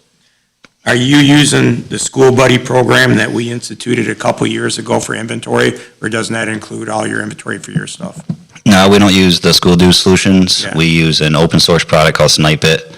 It's just a Linux server, and we load our software, our devices in there ourselves, so. So you've got an accurate count of, I mean, I know you told us this now, but you have an accurate count of what has to go out, what has to come in, and what we own. Yeah, accurate as it can be. It's been very challenging the last few years with giving the students the devices to take home. Right. We've had a lot of not turned in or lost, so we know that there's some out there that could still be recovered, but yeah, I'd say we're about as accurate as we can be right now, and we just did a full-blown inventory over Christmas break. Okay, thank you. Thanks, Carrie. So can you tell all of us, remind us what the life cycle is of the technology that we have right now? I know you showed us the graph, but especially the laptops, any of the key servers, and I'll ask you a separate question about software, but just so folks that are new to the board will have some concept of what that looks like. Sure. We try to get 5 years out of the Chromebooks. Google did just announce that all new models are going to come with 8 years of support, so that's exciting, and we're going to want to make sure that we buy the newer models so that we get a better return on investment on those. 8 years on our projectors. We switched to a laser projector, so there's no filter or bulb in there. So that's made it the life extend and also keeps the picture more crisp. Smart boards, unfortunately, about 5 years.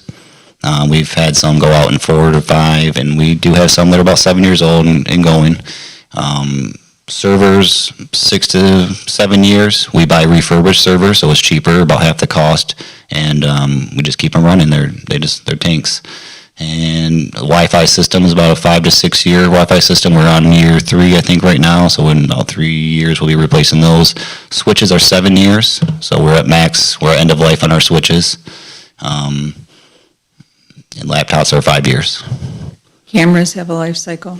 Cameras have a life cycle based on the licensing. So far, we're pushing about 6 to 7 years on the cameras. Okay. This architecture. The last one, the Pelcos, went 9 years. So they were good little cameras. Okay. Andrea, you had a question or no? So software, we talk a lot about it in academic achievement, and so this might be a Jim and Rod question as well, but you had a laundry list of software.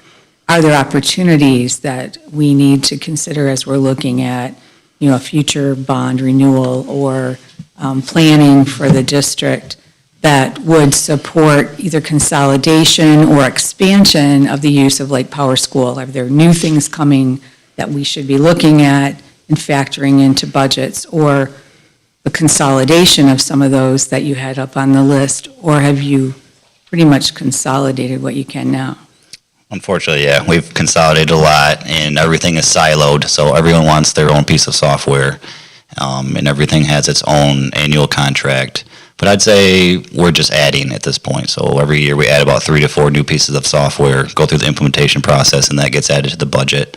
So not really as far as a bond goes, but definitely where we could use it is a common classroom. We didn't get to use a lot of bond money at the middle school for their classroom, so we have a big need for multimedia, classroom audio, aging smartboard fleet that's no longer being supplied with Title I dollars. So an aging desktop fleet. So I think we've had a great technology system, but we just need to make sure that we keep reinvesting in it. And I think that's probably where, if I was going to market for a tech bond, is upgrading the classroom technology. I would totally concur with that. We have a decent amount of line items on our instructional technology renewals, but when we hit that sweet spot for a 0 mil renewal, I would say that classroom technology, common classroom, and just overhauling the 4,000, 3,000 Chromebooks, that it's the hardware that's going to be the big purchase. And so we would like to have a big chunk of that project be technology. We have to, or we're going to run out of what we currently have. Yeah, I'd say it's around at least $200,000 a year to sustain what we would have in order to not catch us in a situation where we need to drop $1 million on 2,000 devices. So, yeah, I think that's the money would be more in classroom technology, that where it's really needed at right now. Thanks, Travis. Any questions for Travis? I have a comment. Go ahead. Please. thank you for being wonderful and amazing. So many people comment on the work that you do and how we stay up and running. I actually do have one question, just out of curiosity. I was trying to remember what it was. How comfortable do you think that, I think I already know the answer to this, that we are, because you are awesome, that we are pretty well protected. Let me knock on wood on that one. As far as not being hacked or taken for ransom. I hear that you have spoken throughout to the other county IT, your counterparts, correct? Based on the work that you do here? Yeah, I'd say I'm getting up there now as a higher senior level technician in the county, I guess. Anyone more talented obviously goes for better positions elsewhere, but I don't worry about that much. I think we have pretty good safeguards in place. It's always an option, but it doesn't keep me up at night, and we have some pretty good backup systems. And I think the main concern would be our finance system, and we don't host that anymore. So that's at the ISD. That's done by them. It's backed up. They take it to Iron Mountain backups every night. So it doesn't worry me. And if we did have a situation like that, I think we would be down for maybe a day. Nothing like what happened over at the ISD on the west side of the state there recently, but not really worried about that a whole lot. I hate to, jinx anything, but I know, I'm like, oh, maybe it's. But no, I think I'm feeling pretty good about it. And I really appreciate your assistance, and I think it speaks a lot when our staff chooses to bring their kids into our district and bring that, so thank you for that. Now I'm gonna ask, if I may, back there, how's Travis do? You get all thumbs up. So thanks again. Thank you, appreciate all of you, thank you. Yeah, Travis, thank you. Congrats on the new positions, so, thank you. People think that you stand here and record our meetings, and that's the extent, but we all know, and so do the students, so do the staff. You just do an amazing job, and you're a great leader for your team, so thank you. I'm glad you have a team now, so thank you very much for all you do. I have one more question. Sure, go ahead. Carrie. This is going to be a huge cost in the near future, so you need to start, which you've already done, but what you give Chris, you need to start preparing a 3 to 5 year plan of what you want, so we can figure out what we can afford and where we go to get the money. And I know a lot of the stuff's needed, and I know it's going to be a reoccurring cost for the district, but it's just good if we could see it all up front, which I know you have on some of it. Didn't we buy 700 computers 2 years ago? We bought 1,600. Is it 700 or 1,600? 1,600. Yeah. Chromebooks, G8s. Are those going to be part of that 8-year plan? Do those have the? Yeah, So that helped us a little bit then, is what you're saying. But I would like to get the students these much needed. G8s right there, those 11 G8s, so they'll be coming end of life at the end of the 26-27 school year. I know it's a lot for you to forecast, but forecast it for us so we can, when we strategically plan, we can sit here and think, okay, we need 800,000 this year, 900,000 the next year, whatever, to fulfill it. How do you get most of your information with that? I mean, you inventory it all. Are the principals always in touch with you and saying, hey, listen, we've got X, Y, and Z down, and we're going to need this to help us? Mike works at the middle school, so they come and see him in the library. Okay. And at the high school, Andrea Nagy does a great job of managing the devices that come into the library, and then the guys come and pick up the Chromebooks once a week. Okay. Thank you, Travis. Appreciate it. Thank you, Carrie. I just want to add that we talked a lot about hardware and software, and he showed a couple of pictures of pulling wire, but one thing that he kind of glossed over is pupil accounting, and that's a whole nother animal of trying to keep track of. And so when you talk about technology, he's also doing inputs to the state and federal government and helping our pupil accounting system have the right numbers, go through audits, count up our pupil accounting. So it's more than just tech, hardware, and software. There's a whole lot that goes into that department. So thank you, Travis. All right. Thanks, Travis. All right, the last discussion item we have this evening is for future projects. We had kind of alluded to it earlier. Rod, I'm going to ask you to introduce that. Yes, absolutely. So we have spoken at length in different subcommittees about some of these things. We're just going to do a cursory overview and then ask for some direction, because there are some things I can do right now that don't require board vote, just getting things like drawings and or some accounts from where we might want to pull money, to getting some bids out there, those kind of things we can start with if you're ready for that. If not, again, Chuck mentioned, we have operations coming up in February, so if you want to take the time to give some suggestion tonight, that would be great, because then we can get a jump on this. If you want to wait and give that suggestion in operations, that's fine too. But my short little summary is, we have two big decisions to make. So one is obviously the Mary Crapo site, and we have seen now a couple of drawings from Lisa and JB. The last drawing I was really impressed with. She took everything she heard from us and really put it in there. And then to have Adrian involved and Adam Zettel from the city, who's not only pledging money and grants, but also an opportunity to make this a centerpiece of the city, I think is exciting. So in summary, as of right now, we're talking about some parking lots, some walking paths, ball field with lights, concessions, sound system, and some infrastructure that would say Mary Crapo Field up front by Miller Road, so you still have that connection to the community. You have some nostalgia, but you also have a beautiful centerpiece.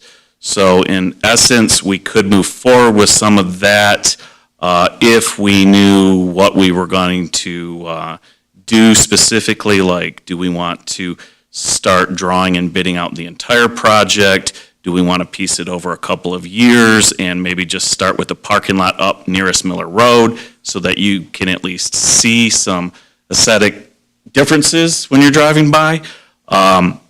Money for that kind of project could be sinking fund money, could be our capital fund, it could be the general fund. We are over 18% now, so that's always an option. And the second half of this conversation is we have somewhere between 700,000 and 800,000 left in the bond. 700,000 is the low number because we have that set aside. 800,000 because we're down to the last couple percent trying to get them in the right. The people finish up their projects, they get paid their very end. I don't know, Andrew, you probably know what it's called, but whatever happens at the very end where you get your last couple of percent, right? And the construction companies are holding a couple of contingencies that, the way Chris and I look at, we think they've already asked for that. So on the high end, a little over 800,000. I was asked at the last subcommittee to get some prices of what those projects that got left out. So the three main projects that were originally talked about as main projects or alternates were the Deke parking lot, they were the Cage parking lot, and the third one was the high school athletic 400 wing. And so talking to Lisa and talking to RC, the 400 wing with two offices, electrical, reception, et cetera, was about $143,297. General trades was roughly $40,000, and if you did a vestibule there, secure entry so that people doing business with athletics, community ed, technology, whatever's in that wing, that was $47,228 for a, I think, correct total of $230,525. Now, Lisa did mention something, because I was thinking, well, prices will go up, right, because these were 3 years ago, and we've seen inflation. However, she did remind me that these were all either bulletins or alternate bids with a company who we already had in place. Hence, those prices were probably inflated. So she thinks these prices, as we go out on a singular option, will be less, not more. So that was the 400, somewhere between 2 and 230,000. Again, depending on if you did everything. There's a couple of different drawings on that. So do you do the bathrooms, or you just keep the bathrooms and paint them? Do you do the secure vestibule, or do you just do the hallway and the offices? So those are some conversations. The Deke parking lot was $622,000.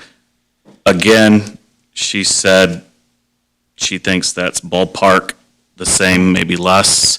Our biggest issue with Deke is just getting the traffic flow off the main road.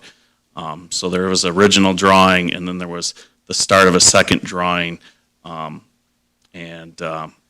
we could move from there. So just looking at the 200,000 and the 622, you're right in that 700 to 800 range. The Cage parking lot, I think, and that's, again, you can discuss this.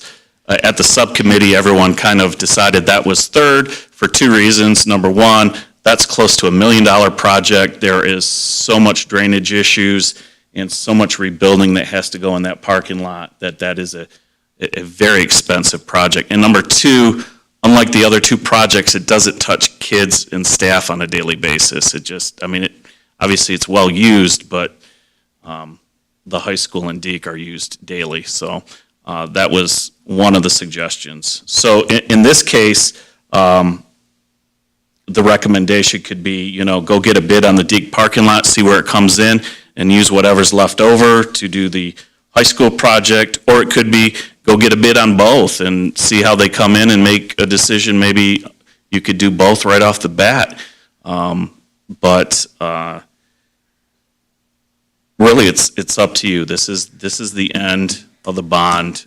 This is where we are. We just kind of need to close it out and wrap up whatever we can continue to improve in our district. So ball field, what do you want moving forward? Where do you want it to come from? Bond, how do you want me to approach it? Do you want to start getting some RFPs and bids? Yes, no, maybe. I don't really have a whole lot of So I like the idea of bidding out the two things, right? Get two birds with what's left.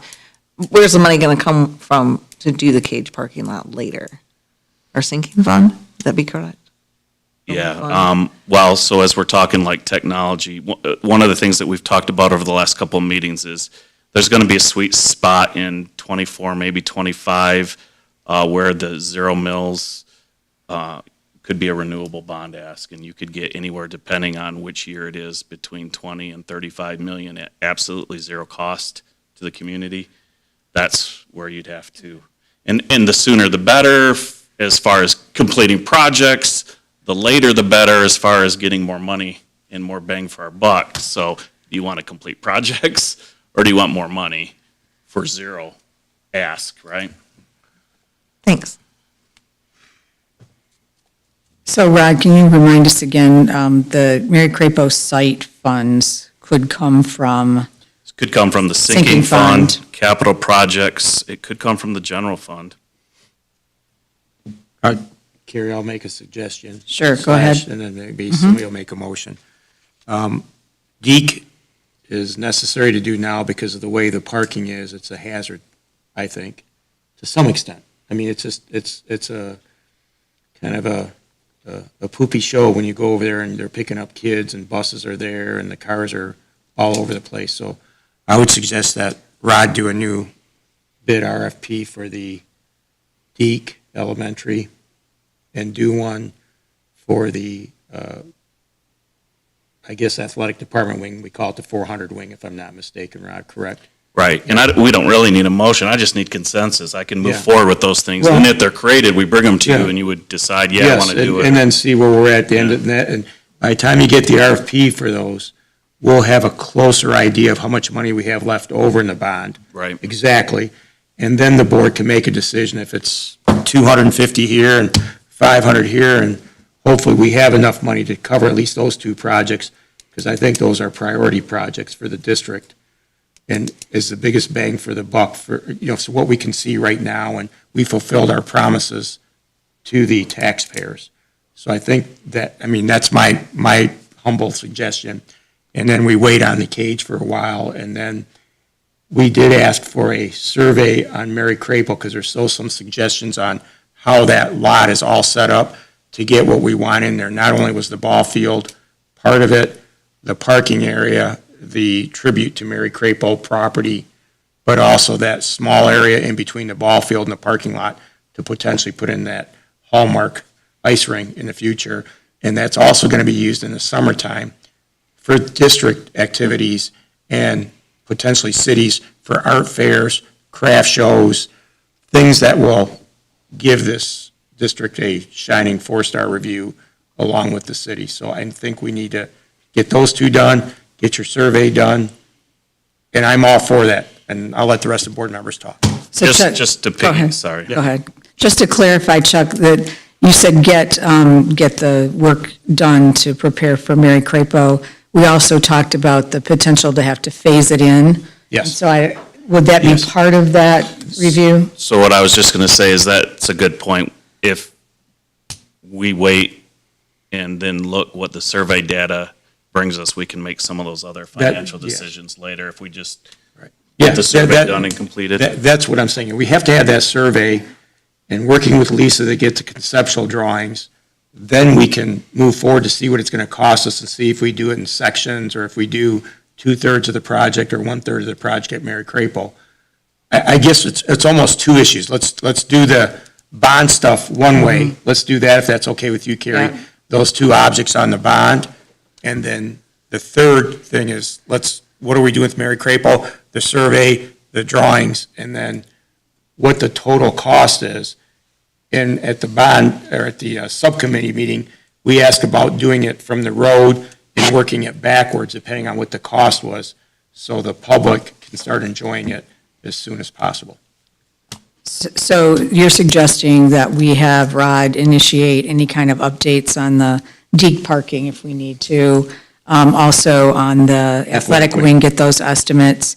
We wouldn't do the cage parking lot at this point because I think that's going to be a discussion, for the back burner. Yeah. Okay, Please. so I guess, is there any objection to that for any folks that, and you have a comment, Holly? I was just going to say, I piggyback on what Chuck was saying. I think we should get a bid for both of those, kind of wait on the cage, see.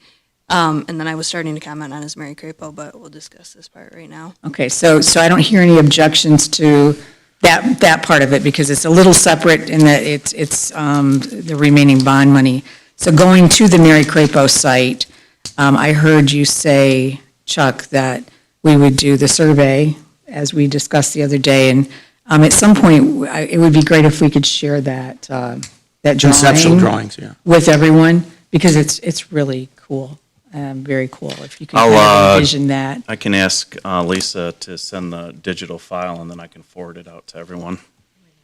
Chuck keeps mentioning the Hallmark moment because we talked about how it could be a gathering place in the winter, maybe for a holiday tree lighting and people coming together and ice skate and to do those types of things and just have events in the winter when it's kind of cold and there's not a lot to do. So, but also the summer things. It was really very exciting, and to have that potential to partner with the city more strongly, I think that was great. There was a lot of excitement there. So what else do you need from us then, Rod? Anything? So on the Mary Crapo, we're going to go through with the survey, keep up on the conceptual drawings, because we have to have the drawings and architectural concepts so we know what that would cost us in totality, or, I guess we could chunk it out into sections, so yes. So we'll continue to bring that back through the operations meeting and then back to the board as we get additional information. All right, fair? I think we're in consensus, Good? at least me and, Cool. I am, I'm good with that. Yeah, great. Thank you so much. So you have what you need? I have what I need. Do you need a motion, or you think you're okay? No, I can talk to Lisa, we get the survey going, we can talk to Chris and RC about RFPs. I'm good for now. I appreciate the input. Thank you. Good, Jack. All right, moving on to our board action items. First, we have the adoption of the Swartz Creek High School Student Registration Guide. that I mentioned in my academic achievement report. It was in your packet. It basically has the updates that will be presented to students starting in the next week or so. Yeah, so this is an annual review, as you know, as one of your duties as the Board of Education is you institute the curriculum in the district. And so the high school course guide is part of that annual update. And the reason it happens so early in the year is because kids literally start looking at those choices next week. So it's in your packet. Most of the cleanup, if you were at academic achievement, was just cleaning up language, making it more relevant, and taking out those classes that haven't been selected in 5 years. By removing those, it creates an easier pathway to actually schedule classes, so you don't have a bunch of students, like 10 students selecting 12 classes that can never be scheduled, so. All right. So Any moved. questions for Rod? All right, Chuck Support. Chuck and Andrea, any comments or questions? Be it resolved that the Swartz Creek Community Schools Board of Education approves adopting the Swartz Creek High School Student Registration Guide 2023-24 as presented. Sue, can you do roll call, please? Jack Sayer, Yes. Andrea Fick, Yes. Holly Jarvis, Yes. Carrie Germain. Yes. Chuck Melkey. Yes. Jessica Lenave. Yes. Kim Winter. Yes. 7 yes. Thank you very much. Motion passes. Next, we have a continuation of the conversation we had at our last board meeting. The Genesee County Area School Board Members Association, and Jessica had offered to continue as liaison. She currently serves as the treasurer of that organization. So I would entertain a motion. We also need an alternate to that group. And if you wanted to kind of explain what that alternate might be doing if you weren't available. Typically, we meet monthly, and just a slight correction, because we had our organizational meeting in January, and I am no longer the treasurer, but I am still the special events coordinator. So And she does a fine job. it's all Therese. No, it's majority Therese. But anyways, thank you.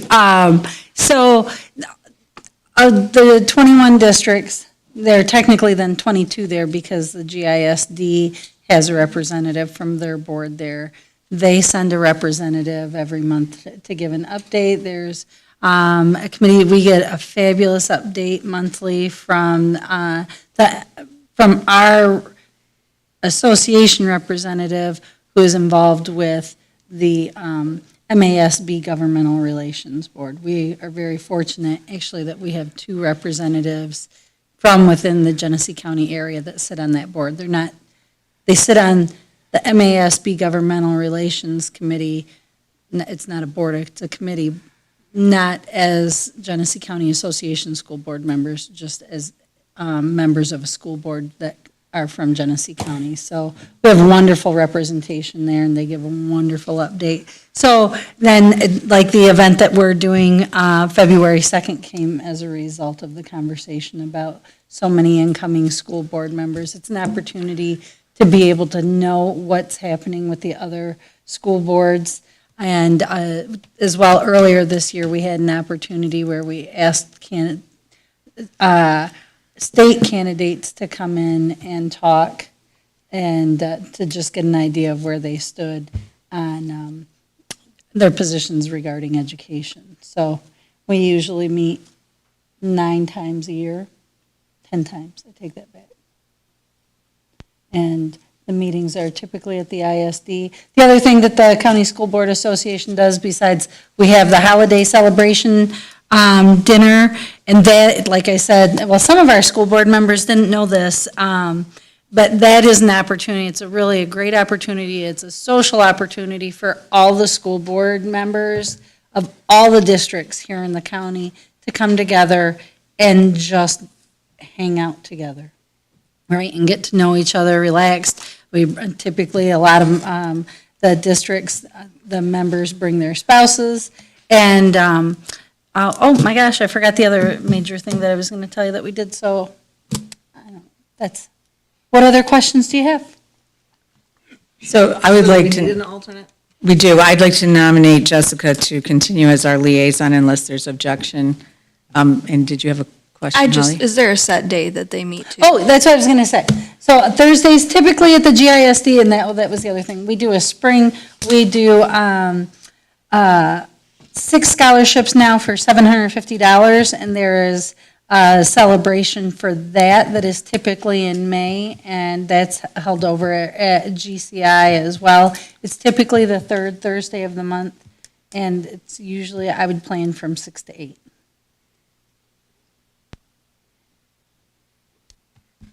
Who's your alternate?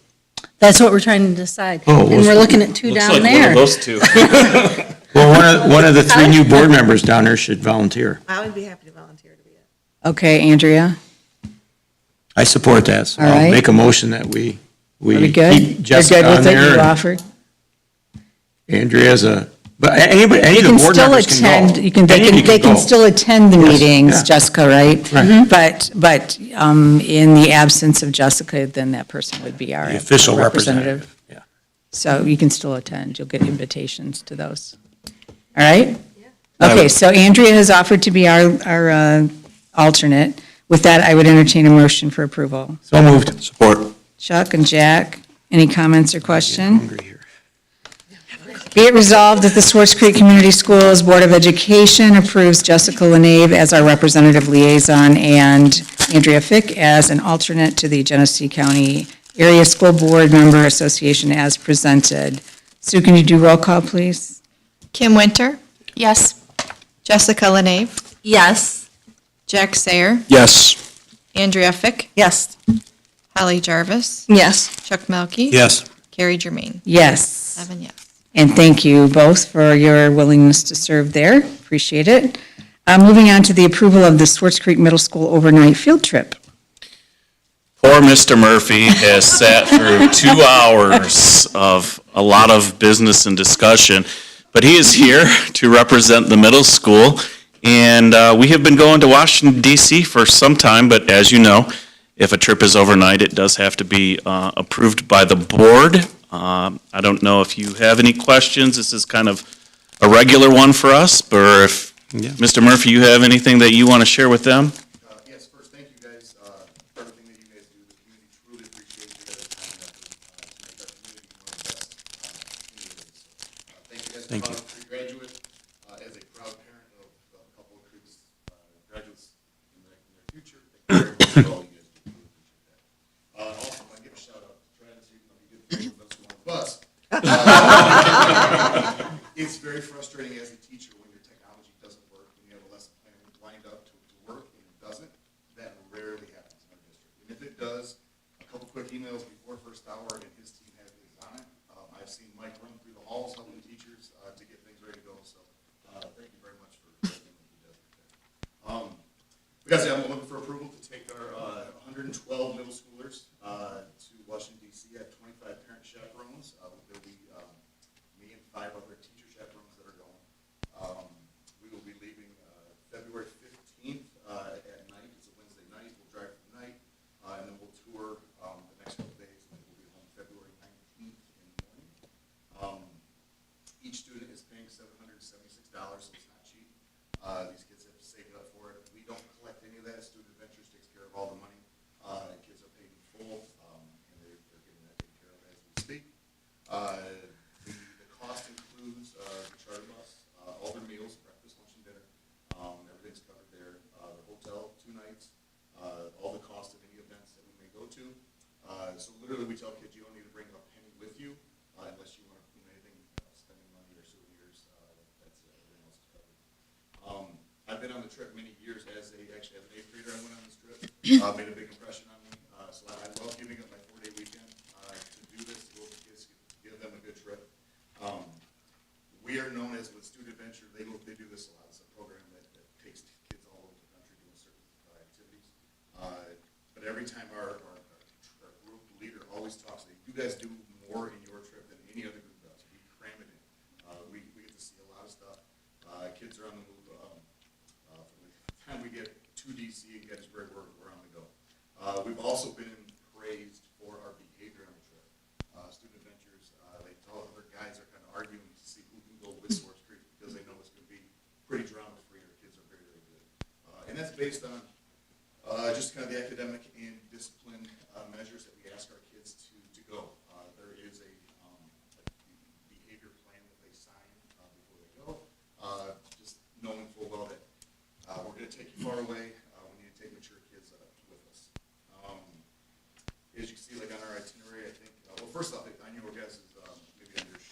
It says Matt Murphy.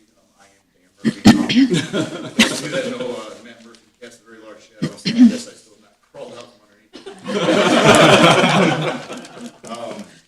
Other than that, do you guys have any questions for me? Any questions for Mr. Murphy? Thank you for doing it. It's a lot of work. The 25 parents that are going, are they parents? Are they all parents? Yes. Or is there a non-parent? Okay. No, they're all parents, yes. So that's a 1 to 4, whatever ratio roughly. We have 5 per group. So 5, that's okay. kind of how we based it out. It's like 5 to 8 per groups, and sometimes we can have 2 parents in a group, depending on. Perfect. And I looked through some of it, but you guys hit some of the museums, some of the other cultural things down there. I think it's great. I wish we could do more of it. I know it's a lot of cost, but thank you for doing it. Because I think the kids need to go out and see all that stuff, because I did it as a kid. And the museums all stick in my head. I'm 62, and I remember it from, I don't want to say how many years ago, 50? Yeah, 50. And it's great. So thank you for doing it. Just safety is imperative, paramount. And like what you say about best behavior, and that we're at the top of that class because it represents our district. So thank you. In all of our parent chaperones, we're vetted, we come together. Yeah. There's a lot, because everybody wants to go. We can't take every parent that wants to go. So when we come together and choose the 25 parents to go, it's based on what they have to offer the trip. Is CPR certified, they've worked on this. So they all have something that they're bringing to the trip that we can count on and rely on. Well, I remember a few years ago what occurred down in DC, and, so it was good. Which was, a very unfortunate Yeah. situation, but it was amazing to see when we run these drills, and it's impacting on the kids immediately. The teachers did exactly what they should have done immediately. We had a couple police officers on the trip that they did what they were trained to do. Safety is obviously a big issue, but yes. Huge. Thank you. And you said you're going to Gettysburg on the way? Gettysburg, yeah, that'll be our first stop. Gettysburg, we'll tour the battlefield and the museum there. Then we head into DC from there, and then we'll stay around DC and all these attractions. What a great opportunity for the students. I think most of you may know, though, after 9/11, that trip has Mhm. been away for many, many years. So I think now this may be the 8th or 9th year that it's been back since. And it's a big deal. Kids love it. Every year we're getting more and more. When we first started, we would let every parent go that wanted, because we had seats at the bus that we had. Now we're pushing 3 buses, full 3 buses. Hopefully next year we can take 4. Well, no kids got turned down in this, or did anybody? As long as they make the disciplinary. They're right. As far as they're doing things in the classroom, this is a reward, to go. So yes, as long as they're, doing everything they should be doing, they're able to go. I mean, it's a great program. I make a motion that we do it, Carrie, unless there's further discussion on it. I support that. All right, so I'm Thank you. going to take Chuck and Jack. Any comments or questions? Hearing none, be it resolved that the Swartz Creek Community Schools Board of Education approves the middle school overnight field trip to Washington DC from February 15th, 2023 to February 19th, 2023 as presented. Sue, can you Board do- members go next time? As chaperones, I mean, I wish I had time for my busy schedule, but I would love to go, Carrie. Chuck? Yes. Yes. Yes. Holly? Yes. Carrie? Yes. Andrea? Yes. Kim? Yes. Jessica? Yes. Jack? Yes. 7 yes. Thank you, Mr. Murphy. It would be great if at some point we could have some students come in and talk about their experience. We really love to hear about, That's that'd be That's great. a great idea, Thank you Carrie. so much. Maybe a little video, Safe 5. travels. Yeah. Thank you. All right. That brings us to public comment. If anybody would like to address the board, please step to the podium, give us your name, and keep your comments to 3 minutes or less. And thanks for your patience for this meeting. Length. Not hearing or seeing anyone. All right, comments or questions from my fellow board members? I have one, if that's all right. Go ahead, Jack. I would just like to thank everyone that's here tonight, thank our principals, thank Travis in the back. He's helped me out with a couple things at this point, and he is just a great all-around guy and a great technology director. I mean, he just does so much for this district. We can't thank Travis enough. Did we ever give Travis an actual round of applause? Well, I think we should do that. So thank you to you, Travis, and then for Mr. Murphy, as a former student of yours, thank you, sir, and thank you for all you do for our district as well. Thank you, Jack. I concur. And thanks for the patient people that are still sitting here. All right, anyone else? I would just like to say, thank you so much to all the schools for acknowledging our service and spoiling us. All our cool gifts. They are very cool and not needed, but very much appreciated, right? So, and thanks a lot for all you do, for certain. And thank you. I hope you have a wonderful trip. You're welcome. Anyone else? Yes. Go ahead. I was just wondering, when are we going to revisit the topic of gains, or what are we doing with that? I think last meeting Chuck asked that question, and Rod had said that the student count is up in February, the second count. But as it exists right now, we are under 120 students, correct? Correct. So as I said last meeting, we are, I think I said 119. And then I sent out in my Monday memo to the board that it was up to 124. It has regressed to get to 116. The information in that paragraph was, I mean, we almost break even if you're just comparing staff costs to general fund money from students. So also in the last year when it was voted on, there was a vote to not close it. So we don't have to keep bringing it up unless my opinion is we're going to do something about it. I've been in Swartz Creek for 50 years, and I've heard 3 superintendents present all the data they needed to.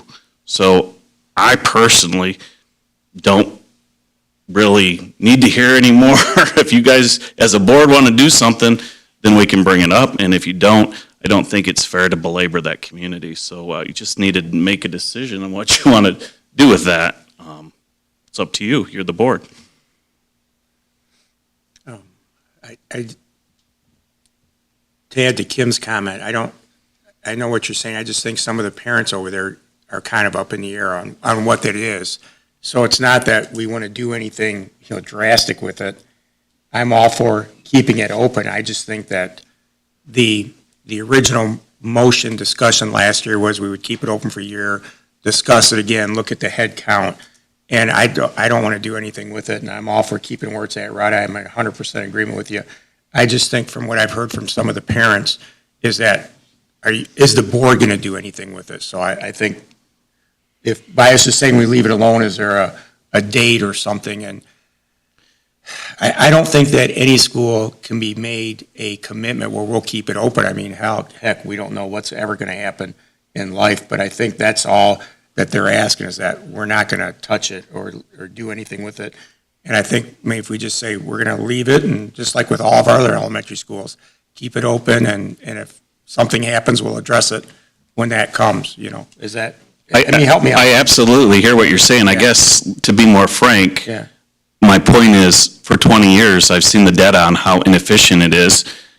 It's only going to get worse. We're approaching the lowest birth rates we've ever had. At some point, it's going to fall before 100. The committee from 10 years ago said, do something when it falls under 200.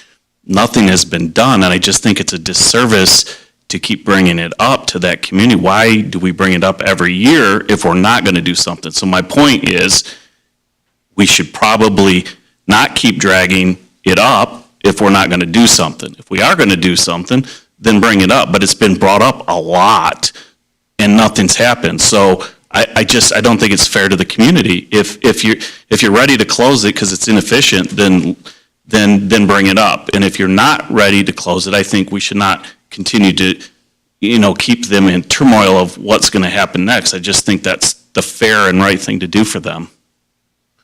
Well, I'd say, sorry, John. Go ahead. No, go ahead, Jay. I think that's a turmoil, though. They kind of, I don't know. You're completely right. I think a lot of those parents, they just want to know kind of what's going on and what the board's going to do. I think for me, my thing is this, is gains in the black? If yes, Are they above probably like 110 students, I would say? Yes, then let's keep it open for now. I mean, that's kind of where I was last year. I'm just going to kind of stay there for now. I mean, if they're in the black, unless we can present it a different way to, to us board members, because every time we get shown any type of budget for them, we're shown different budgets where they have full staff, where they have this, where they have that, and then they show us the current budget where they're in the black. But then we talk about all these hidden costs and stuff, and I always question, well, why don't we see those costs for us board members? Yeah, there are no hidden costs. You have grants, you have Title I, you have at-risk, you have general budget, you have FTE, which is at $9,150 per student. You have all sorts of costs, and different schools have to have different types of costs put into it. It's not hidden. The amount of depth of detail that goes into a school budget is not even comprehensible to me on most days. But to pull out something and just say, what is it? I mean, you got to get very, very specific. We had to put more state budget into that from at-risk side, just to not lose $800,000 in federal budget because the student population is so small. It almost forced us to have so much money per teacher, more than any other elementary, that we were going to lose our federal budget. So there's no hidden cost. There's just line item after line item. And so what you can analyze it many ways, is my point. There are many, many ways to analyze it. And I've watched 3 superintendents do it. I'm just saying, I'm not interested in being the 4th superintendent to do it. I've already seen it 3 separate times, so I already know what the data says. If you want like student number versus cost with the federal budget in it, do you want student number without the federal budget in it? Do you want the special ed budget in it? Do you not want the special ed budget in it? Do you want it by student? Do you want it by student per teacher and how much it costs? We were 4 students more per teacher than in any other building, and it's just really about math. The closest to being even is the smallest building. The next closest to breaking even is the next smallest building. The next one to breaking even is the next smallest building. And guess what? The high school and the middle school are well above breaking even, because you're multiplying 800 students times $9,150, and up here you're multiplying 1,100 students times $9,150. Those buildings will never be at risk because of the number of students that they have times the foundation allowance, which is $9,150. So as numbers drop at the elementaries, those elementaries get closer and closer or below even. In the smallest building, I don't have to do a comparison on the buildings. I can tell you right now, the building that has the smallest amount of students is going to be the closest to even or under, because it's number of students times $9,150. I would say the thing I am most concerned about overall is one thing. Is Gaines currently in the black? Yes or no? With general ed money? In terms of just their overall budget? I don't know how to answer that. But can I make a suggestion? If you're talking just general fund money, no, absolutely not. It's not in the black. Why don't we discuss that finance and see if there's something out of whack? But I just want to be able to assure the parents of Gaines that it's remaining open, because I think sometimes that hurts the district where they say, hey, I'm not going to put my kids in there. And I know we're sharing a principal, and she's doing a wonderful job for us. That was kind of my whole point, Chuck. When we continue to bring it up, you're going to continue. Well, but in the motion, if you recall in the motion, I read the newspaper article in our motion from last year, and it said we would bring it up. And I think that's all the parents are asking, is that. We had Sue pull that motion. It didn't say we would bring it up. It said we wouldn't close it. Yeah, we talked about it at the last meeting, we brought it up, and what you guys, I wasn't here, so what you guys told me is that you were keeping it open for the year, and it was left that you weren't going to discuss it again, unless it became a reason to discuss. So I think parents probably read into it like you guys maybe did. Like, we don't remember what we said a year ago. We just said, we're keeping it open for the year, and so they were left open-ended. If you look at the newspaper article that was written on it, which that's what people, get a lot of their public perception from, it says that we will reevaluate it. If you read the newspaper article that's been out there. That's not what we have. I know that. Motion. And we had several board members said that we would review it, and I don't want to review it. I'm okay with it staying, I want to keep it open. I don't want to review it either, to be honest. I will fight for gains all day long. But what I'm saying is some of the parents have said, because they read what we talked about last year, and they're like, well, what are you guys doing? And I think we just owe them an answer to saying that we're keeping it open, and I think that's where Rod's at, and most of the board is, and we'll review it if we need to, if something happens. If I may. And I think that's it. That was Kim's original question. The context matters in that discussion last year, that Alyssa and I both said we were comfortable leaving it for another year and seeing. The implication was, and it was not in the actual motion, the talk was of, let's give it another year and see what happens with GSRP, see if it makes the difference that we are hoping for it to make without putting any definite numbers on it. I think there are a couple things. To Jack's question, to the email that you sent out, in general terms right now, it seems like it's a break even, but the cost of electricity, the transportation costs, that's not factored in. And it takes, if we are asking for a very specific, detailed report, that's taking away from our staff doing other work. And I don't know, and it's not that it's not possible. If we're really not going to have be willing to have a difficult discussion, it's very hard to ask for our staff to use their resources to spend time on that, to get that detailed. When, in part, the reality, and if I may, to an extent, I think, Rod, what I hear you saying is, the reality and the honesty is that we know that there will be a lot of people extremely upset in Gaines, and it's like a no-win fight. And are we waiting out parents, or do we just say, you know what? Yeah, in 5 years, if our student count has not increased by where it's at today, we will definitely close it so we can prepare them, or in 3 years. And that's a hypothetical, right? Because the reality is that even if the building operation in a way kind of makes, or is seemingly break even, the extent of that money for that many students, and part of that argument is it really does actually though come to a cost to the rest of the students in the district. And are we really okay with that? Is that really equity, or is that just a matter of convenience to not be very upsetting, not just to the district out there? And I get it, because many people have said, if we close this, it will devastate the Gaines community. And that is very likely, and who's sitting up here really wants to make that decision. And that's part of the reason that we keep pushing off an uncomfortable, more than likely inevitable decision.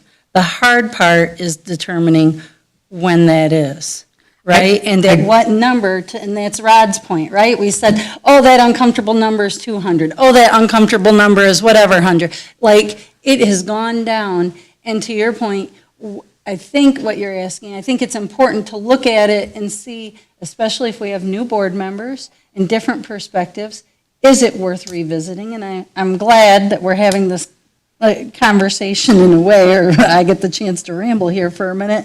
Yet at the same time, the point is we cause a lot of disruption within this district if we're really not willing to in a way make a commitment. And I get that it's difficult, but I guess in what I just said now, I would say, you know what, in 3 years or less, if we get to 80 students, let's say, as a hypothetical, or I don't know what that number, if we get to 100, then yes, that following year we will be closing. And it could be next year, it could be in 2 years, but more than likely in 3 years, if our student population has gone down, and I don't know that number right now, but that it would be a definite, we are not holding student education there on a daily basis. Thanks for those comments, Jessica. But I do want to go back to what you said, Rod, about the potential to lose $800,000 in federal funding and the importance of that to the district overall. And I think that's an opportunity for us to understand better as a board. Because if that were to continue and that becomes more of an issue down the road, that now affects any of the other plans we're talking about, right? Academically or Everything, structurally. everything, yeah. So I don't know, maybe at the next board meeting. I just don't like attaching a number to it, Carrie. Yeah, I mean, we've always, and I think that's the stigma. You know, when I came into the board, there was a number attached to it, and I heard that before I became elected. And I look at things that I think we review it at our yearly budget, and it stays open until it affects the budget crucially, and then we'll deal with it. I think that's how you run any business. It's like, hey, this is doing it, so I don't like attaching a student number to something. And for all I know, and that's my big problem, is if we ever shutter a building, it's almost impossible to reopen it, hence Mary Crapel. So, you know, you keep it as a community center, you keep it as as we came up with all these innovative ideas, and we have 7 people that we disagree, but we've always come up with ideas to keep it. So I think, I don't know what Kim's original question was, what are we going to do with it? I asked the question last month. I'm kind of just expanding on that I think we're leaving it open as far as I'm concerned, and we'll deal with it if we need to in budget hearings, when we have our strategic planning and our budget hearings. And that's not really pushing it off or kicking the can down the road. That's being fiscally responsible and looking at things like any business does. Every year you look at it and where are we at and what do we have coming in, what do we have going out? And as part of the division of your business, losing money, making money. But once again, we're talking about children, so I don't mind losing money if it has to do with children or helping the community. But I don't know. I guess, Kim, I'll go back to your original question. I just commented on your question. I'm sorry. Yeah, I'm just, part of our responsibility is to the community, and I'm just concerned for those parents and those students and the staff. Are they gonna, if I worked there, I would wonder, am I gonna have a job next year? Do I need to start the uncertainty for them is got to be. I think the jobs would be absorbed. I can't speak for Rod or Carrie, but I think those jobs would be reabsorbed in the district because we would still have that students and they would go to one of the other elementaries if that did happen, which. Thank you, everybody. Can we just leave it alone, or what are we going to do? Well, I do want to go back to the money. I don't think that we all clearly understand Rod's comment about the changes in numbers at Gaines could potentially affect our federal funding. And he mentioned a number of $800,000. And that is huge to our district. And so I think we need to better understand the implications of that, regardless of the building, of how those shift in monies could take place, and what we need to understand as our free and reduced lunch increases, and what the expectations and the requirements and the rules are around the different funding mechanisms, and so that we're prepared to have to make those decisions, those tough decisions. I've been here for all those superintendents, and it's not easy, it's not fun, and it's, those are some of the hardest conversations we have. But I do think that that's one piece we need to understand. That's an example of the funding changes that could occur, but I think, Rod, if you have those types of things, those aren't arbitrary. Those are hard types of numbers that we have to be thinking about, and scenarios where there could be changes at any of the district buildings or the district overall that, we would love to do amazing things for our students and families in the district, but we have to also understand those things so that we're making informed decisions as we're further developing our vision. So does that sound good? If we can continue to have the conversation about the changes in profile in the district, the numbers, and maybe we could do that as strategic planning, so he can explain that the way those funds work, so the board better understands it. Right. How those funds affect us. Yeah, that'd be a great idea. I think that's important for us to know, to have that foundation, so that it's not just a Gaines yes, Gaines no, building A yes, building A no, programs in or out, we have to understand what is potentially happening as a result of the amazing things that are going on in the community, but also don't want to risk having to give up any of the things that we're planning on doing. So let's do that. I think that would help. That kind of takes the focus off the gains, yes, gains, Yes, no that's a great program question, but thanks for asking it. And then we can start to understand more clearly what some of the changes are that are going on. You talked about birth rate, but we also have free and reduced lunch changes. We have funding mechanism changes. So let's talk about that at one of our upcoming workshops. Thank you, Mr. Murphy. So if there's nothing else on that, anybody else have any comments or questions? Don't want to stop anybody's thoughts or questions. Thanks again to all of you for being here tonight, for all that you do. This is why we're up here, so that we can help support you, support the students and families, and we appreciate you. And for all the folks that had to leave earlier, congratulations to Sophia again on her recognition from Get Up to Lead. And Travis, as always, thank you so much. You don't get nearly the credit that you're due and your team. And to our administrators and to all of our staff, thank you so much. Shout out to Dave for taking the kids to the Humane Society. Yes. If he's yes. first up, then who's ever second on Yes. base there? Okay. And thank you for that. And please share our gratitude for all these amazing things. This is my favorite time of year because I have a place that I put all these amazing pictures and just notes, and this one from Gaines is going to go up on the wall. I just love it. So my grandkids love it too, because they usually get to play with some of the stuff like this. So with that, I would entertain a motion for dismissal. So moved. Support. All right. Any comments or questions? Hearing none, those in favor say aye. Aye. Thank you so much. We are adjourned. They are so dumb. Oh, my gosh. That's too